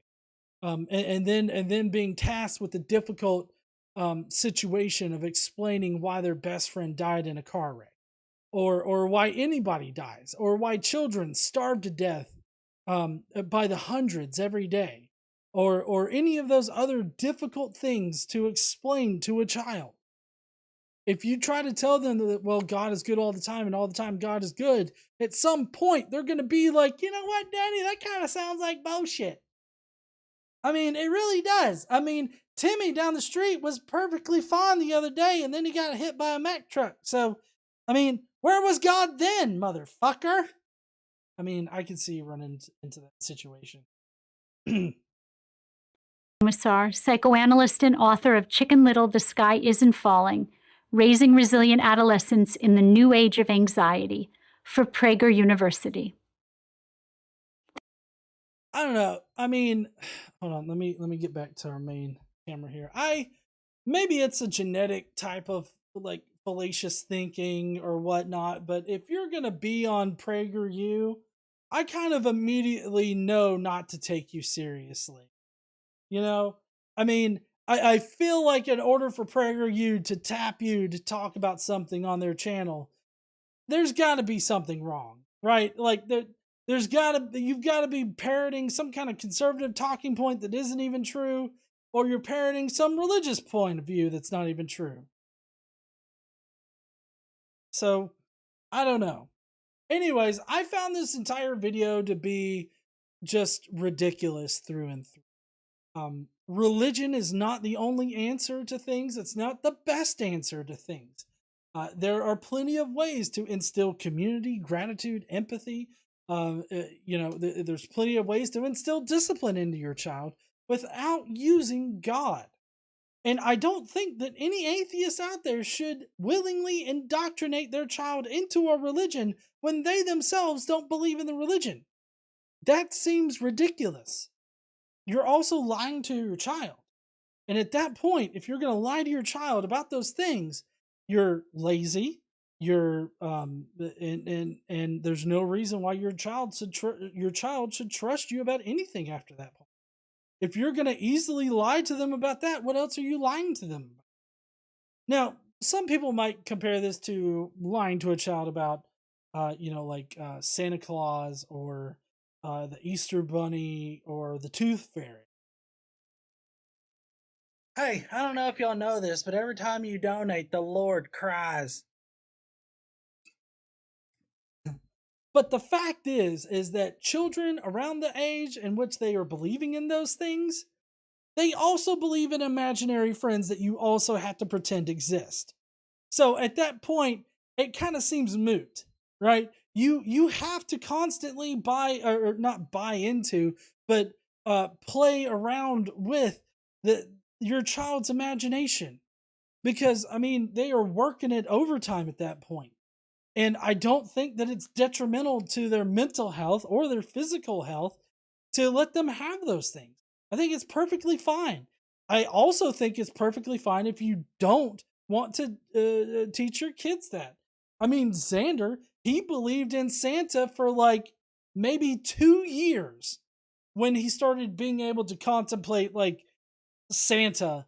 And like, I mean, when we finally were like, hey buddy, you know that Santa's not real, he was like, I know. Like, I mean, he was really little, and he couldn't really make sense of a lot of things, but he at least knew that it was a little ridiculous that Santa was somehow breaking into our house or traveling all over the world at night. We used it as an opportunity to teach him critical thinking skills, but I mean, he was kind of already hip to the idea that, oh, this is bullshit. I just think that lying to your children... Maybe you should quit drinking all that beer, G.E. I think that lying to your children about God is going to ultimately be more detrimental than just being straight with them and trying to use it as an opportunity to instill good values in them. Instill in them how valuable this life is, how meaningful this life is. That's an important opportunity, and I don't think that you should lazily pass it up, because it's a genuine chance for you to be an awesome parent. And I think that you should take that awesome chance. I don't think that we get many chances to be just awesome parents, but that particular situation, is kind of one of those awesome parent situations, because you're not being lazy. You're having the difficult conversation. You're genuinely helping your child. Daniel M says, I tell David all of the time to remember who supports him no matter what. He can't tell a difference now, but he will see it later in life. Oh, he definitely will. Like I said, Daniel, that's two things that he is never going to have to worry about, whether or not you love and support him. Those are two things that he'll never have to worry about, and they will not splinter into multiple different issues that he could develop later. So that's awesome. Zach Brannigan says, so this is how I found out I'm not subscribed. Thank you so much for subscribing, Zach. or maybe you did a super chat so you didn't have to subscribe. Who knows? Thank you there, Zach. All right. Well, we are going to be getting into the Skeptic Mafia comments. If you don't know, here on the channel we have memberships, and that's the Skeptic Mafia. It's a community where we can all feel accepted, for the most part. But anyways, you get to leave a comment on the video that week, and we've got a pretty good amount of comments for this week. People were heated about this because it does touch on a very personal level. So we're going to be going into those comments here in a minute, but if you're going to be leaving out right now, I really appreciate you heathens being here tonight, watching this video and everything. All of the fuck ups, me spilling my not beer, but my alcohol, my liquor and everything. I got to clean up my keyboard now. Luckily it's somewhat waterproof, so it's probably liquor proof too. But I hope that you guys have an awesome weekend. I hope that you'll leave me a comment on the video, and you'll smash that like button if you like it. And hey, if you're watching and you're not subscribed, maybe you should consider subscribing. We're a pretty awesome group here. While you're doing all that, I hope you have a great weekend, and I will see you guys on Monday. Don't forget to stand up and use your voice. Bye, heathens. But hey, don't go yet, because we do have the Skeptic Mafia comments, and I'm going to try to get through these as quick as I can, because I know that I've been on for a super long amount of time now.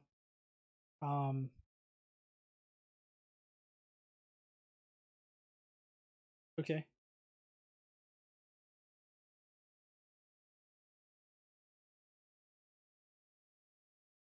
Set up here with my wet ass keyboard.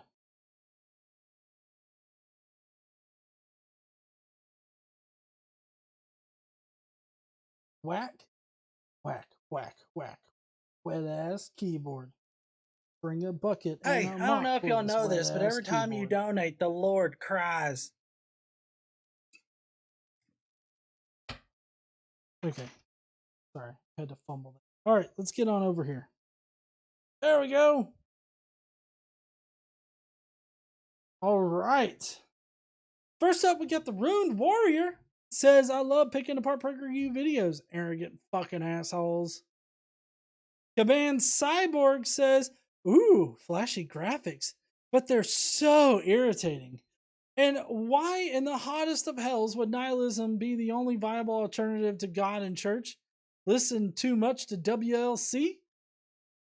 Nope, just their religion, whatever religion she is. Of course, you might get a sense of community by being in a community. I hope no one seeks counseling from you. I gotta go now, but be good and have fun, and don't listen to what this horrible lady has to say. It's not worth the bog roll you need to wipe it off. Thank you and good night. Transmission terminated. Thank you. Wizard of says, life is pain. Anyone who tells you differently is trying to sell you something. Who said that? I wonder. And I can easily look it up. Copy this whole.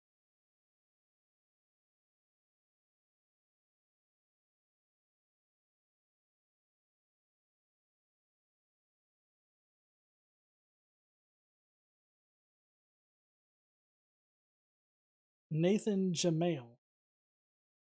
maybe. Oh, maybe it's William Goldman. Life is pain, Highness.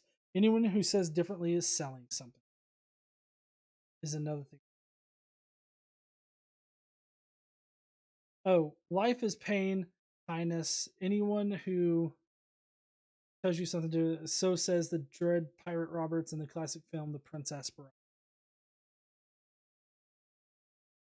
Oh, it's from The Princess Bride. I gotcha.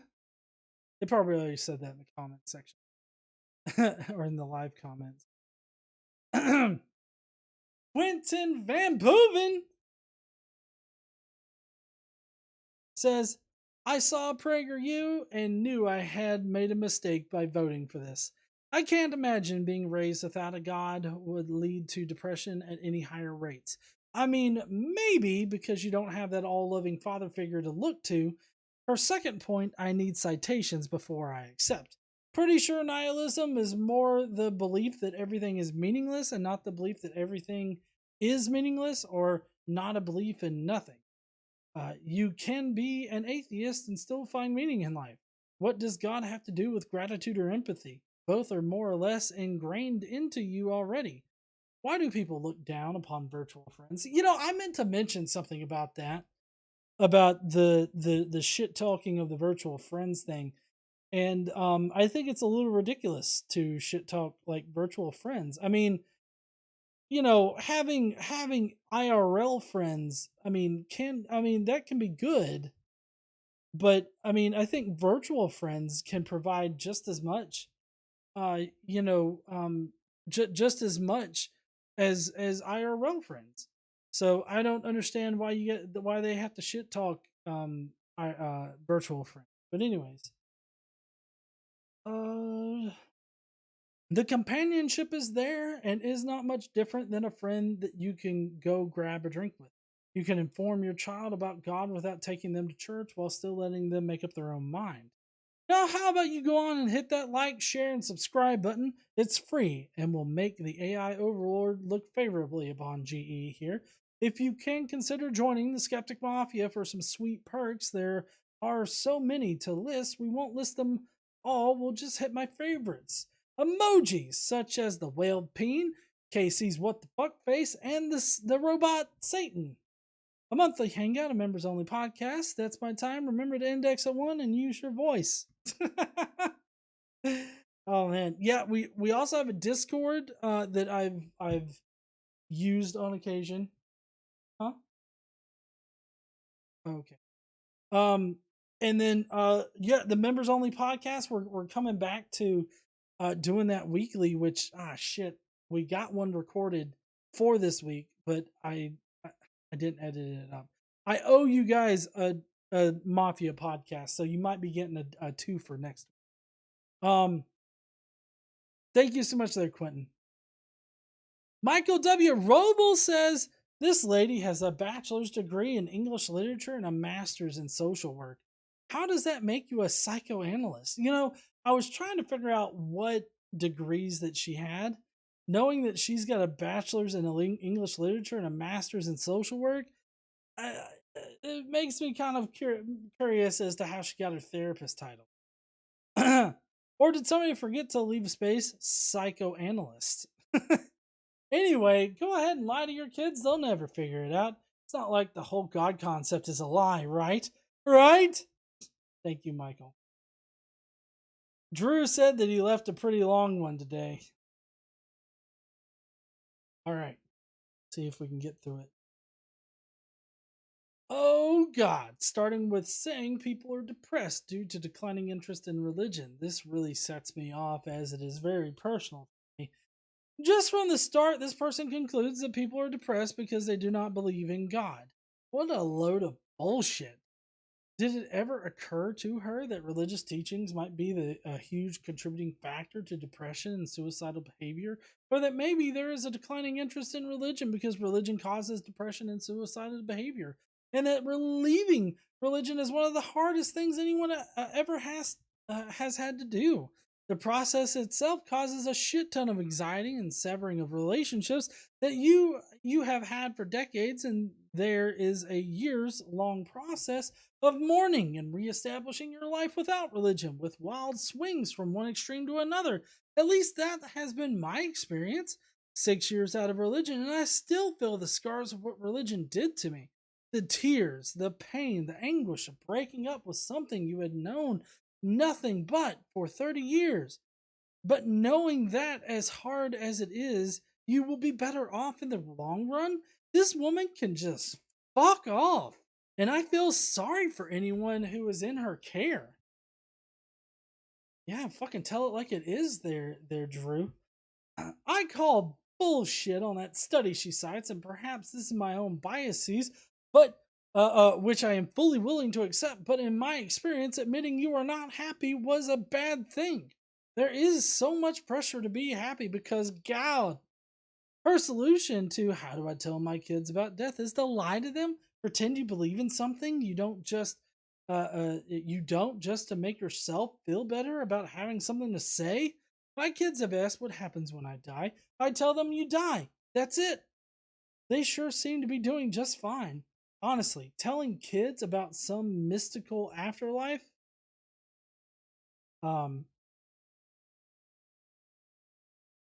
with God is far more dangerous and likely to cause anxiety, as this comes with conditions be good and perfect, or your afterlife will be eternity in hell. How the hell is that better than when you die, you die? You won't be judged by any God. You live the best life you can and be the best person you can while you are here, and you are loved no matter what. If kids have anxiety and fear over death, it's not because we don't tell them about God. It's because you don't teach them that death is something not to be feared, but understood, accepted, and a reality of our existence, and what matters is how you live while you are here. Very well said. Fuck organized religion for gratitude and empathy. You don't need it. Teaching kindness and empathy for others does not require religion, which teaches hatred and bigotry of LGBTQ persons, for example. What did religion teach me? 1, that perfection is expected of me. 2, that failure to meet this standard will send me to hell. 3, that if this failure causes me to be depressed and want to kill myself, it's because I did not devote enough to God. 4, that my depression is over my guilt for breaking God's law. 5, that killing myself is also a sin that will get me to hell. So I could not even end my pain without sending myself to an eternity of pain, which only leads to living every day in emotional and mental torment and agony, wishing I could end it, but knowing I can't because the pain will never end, and all because I can't live up to perfection that we are commanded to have. Matthew 5:48 says, "Be ye therefore perfect, even as your Father which is in heaven is perfect," and thus are perpetually failing God, and will end up in an eternity without Him, which will be miserable and terrible, where there will be weeping and wailing and a gnashing of teeth. Matthew 13:41-42 says, "The Son of Man shall send forth his angels, and they shall gather out his kingdom all things that offend and them which do iniquity, and shall cast them into the furnace of fire. There shall be a wailing and gnashing of teeth." 6, that bishops and clergy were the ones we should be talking to for mental health, despite being untrained and ignorant of mental health issues. 7, that it's always my fault, never God's, when bad things happen.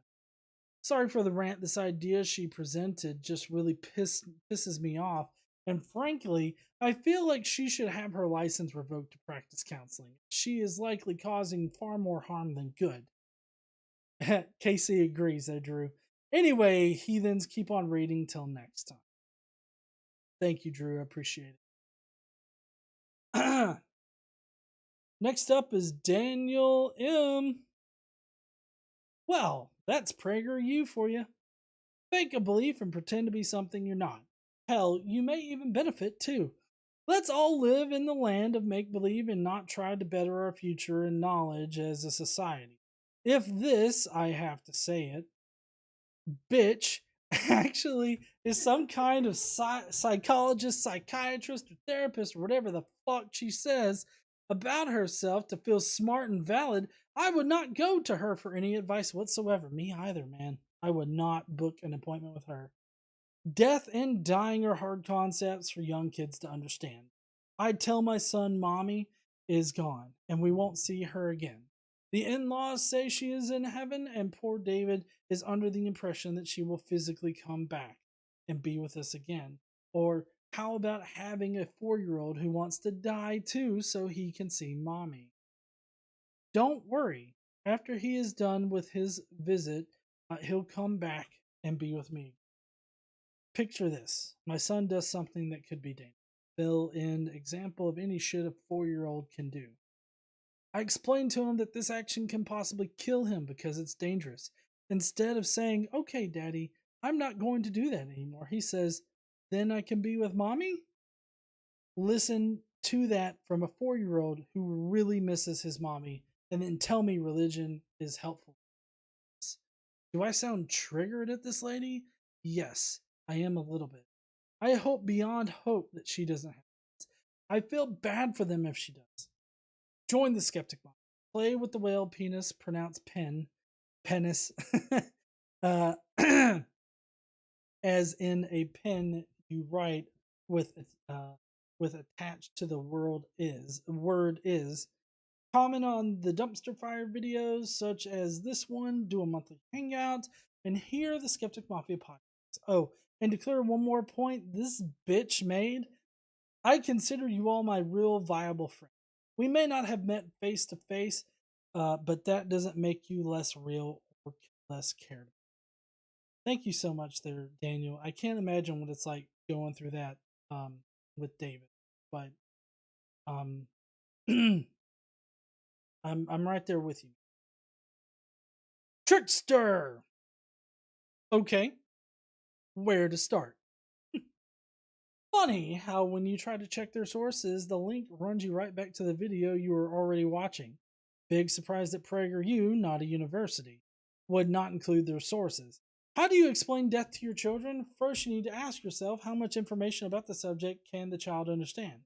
Some children may be too young for certain information about that subject, but lying to them about it is not the answer. If a child really wants to know about something, take the time and try to be as honest as you can to give the child the information they seek. Just fake it, she says. Okay, Grandma has been taken to Religulon 5 and is living it up with the Rigolonians, or whatever they call themselves. Hey, if you're going to lie to your kids, at least try to make it interesting. All jokes aside, telling people they should lie to their kids just to, and this is probably more true than anything that she said in the video, to make themselves feel better about the subject is not a good idea. 5-minute video, and I'm willing to bet that you're probably going to get at least a half-hour video segment out of it, if not more. It's been 2 hours plus the fuck up at the beginning, so yeah, it's been a while. Hit all the buttons, tell all your friends, and come join us in the Skeptic Mafia, where you can help us decide what kind of dumpster fire we are going to light with the Friday video. And just like me and many others here, you can drop a comment and tell us what you think of people like this who think it is a good idea to lie to their kids because the truth is just too inconvenient. Wash your hands, don't cough on people, Gesundheit. And as always, stand up and use your voice. Thank you, GEKC, and everybody else who put themselves through this. I think I need to go and bang my head against a wall for about 10 minutes after watching this. Bye. See you later. Okay, last long comment. Jonathan Nickel! I came in with low expectations from the start, this being a PragerU video. At the start, she managed to set the bar even lower with the assertion that depression in children is linked to declining interest in religion. GE, where is your citation fucking needed shirt? T-shirt. Right here, buddy! I got it on there, Jonathan. In a way, I'm not surprised, though. These types always try to shoehorn their religion into everything. The cause of whatever they complain about, it is lack of religion, or they weren't Christian enough. It's everywhere. Oh, she did offer a source. I'll give her a point there. I had to look at the study, though, and there were some significant flaws. It focused on the children of relatively affluent white females. It did not consider the potential influence of parents and peers, and was part funded by the Templeton Foundation. Now, we get to the nonsense. She instructs parents to lie. Well, to say about the Harvard thing, again, that was one study out of a multitude of studies that ultimately were inconclusive about the connection. Because when you have the same amount of studies on either side of the issue saying the exact opposite things, you don't have conclusive evidence. And so that's what you really need to take into account when you're evaluating those particular types of topics. Now we get to the nonsense. She instructs parents to lie to their own children rather than tell them what we actually know about death or tragedy. That is the worst thing that you can do. Not only will you lose trust with the child when they later find out the truth, since she is actually telling atheists to preach the Christian story, she is encouraging parents to indoctrinate their children into religion they themselves do not follow. It is possible that the child may already know that their parent isn't religious, in which case you will either confuse them or immediately expose yourself as a liar. Whilst imagination does play an important role in the lives of children, it is important that they learn to identify it. They should know when the stories and lines they are told are not real. In the case of Christians, this is something they may never discover, and this woman suggests that they blur the lines early. You aren't going to be able to critically examine the world if you can't recognize what is and is not real. Well, there is a study out there that shows that religiously indoctrinated children have a much tougher time discerning fact from fantasy. So, I mean, that I'm not saying that one thing definitely proves it, but I'm just saying that it's easily understood how that would be a thing. Nihilism is not atheism. Why is she linking them? Exactly. No purpose to our existence, not one that is imposed on us, but that means we are free to forge our own destiny. Rather than a depressing thought, this truth enriches us, but gives us the freedom to explore and to live our lives. That is something the religious never understand. If you ask me, it is the religious who are entitled. They see themselves as following a path that leads to an eternal reward. As for empathy, I've heard from Christians telling me, even gloating, that I'm going to hell. That doesn't come across as particularly empathetic. Whilst it is true that religion provides a sense of community, I will point out that there are atheist communities as well. This channel, for example, whilst we are not all atheists, we have a great community in which atheists are welcome. That's true. I'm glad that people see the channel and the community here. Children and adults are not going to get anything meaningful out of religion unless it can be demonstrated that religion itself is meaningful. For me to find meaning in religion, that religion would need to demonstrate that it is teaching the truth. That is the least that I deserve, and that is what kids deserve as well. In time, kids learn the truth about Santa Claus. But if you push religion onto them, then you replace the jolly guy in the red suit with a bigger, badder Santa with his own naughty and nice list, and a gift you won't receive until after death, if it arrives at all. Whether or not the gift turns up, the child will spend their whole life worrying about the list, and that is no way to bring up a child. I agree. Thank you. Urban Imposter just says, great, Prager you.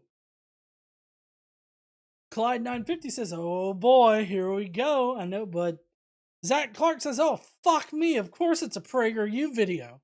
I didn't tell them that it was a PragerU when I mentioned it. So I guess I was a little sly there in presenting that. Let's see. We got Chick NC who says, sorry I'm late. Hello, GE and KC. Hey there, Chick NC. So that's going to be it for our show tonight. I really appreciate everybody that did a super chat. you all know who you are. I really appreciate you guys being here and watching the video, giving me your 2 cents, especially the Skeptic Mafia. And yeah, we've been on for a little while now, so I am gonna have to go. Drew's Book Review says, thanks, GEKC, and everyone else. Have a good night. I'm checking out. See you later there, Drew. Yeah,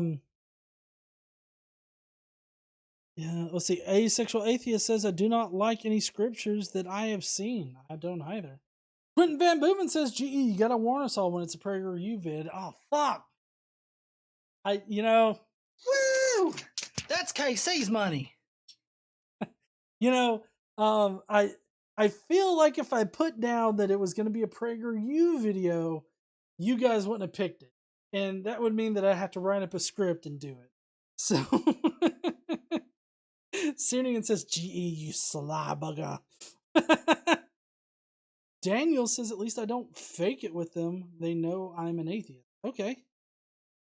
I'm glad that you don't fake it. I wish I could be truly done with religious bullshit. I know. It would be nice. Then I could just spend. I could spend all my time just playing video games on YouTube. Hellbound Hillbilly says, I didn't even watch the video today. Just write a comment about PragerU being BS. Then my phone ate it. Thank you there, Hellbound Hillbilly. Appreciate you. 2 Timothy, what the fuck ever? Shut the fuck up. All right, heathens. Well, I need to get out of here. I've got to probably pry all of the buttons off of my keyboard, and I got to clean it. That sounds like a Saturday John issue, though. But anyways, I will see you heathens later. Don't forget to stand up, use your voice, and all that kind of good shit. And we will see you fresh next week with new videos and everything like that. We're also going to have a new installment of the GE versus CJ Cox discussion on the historical Jesus. Know that you guys are really, really wanting that kind of stuff.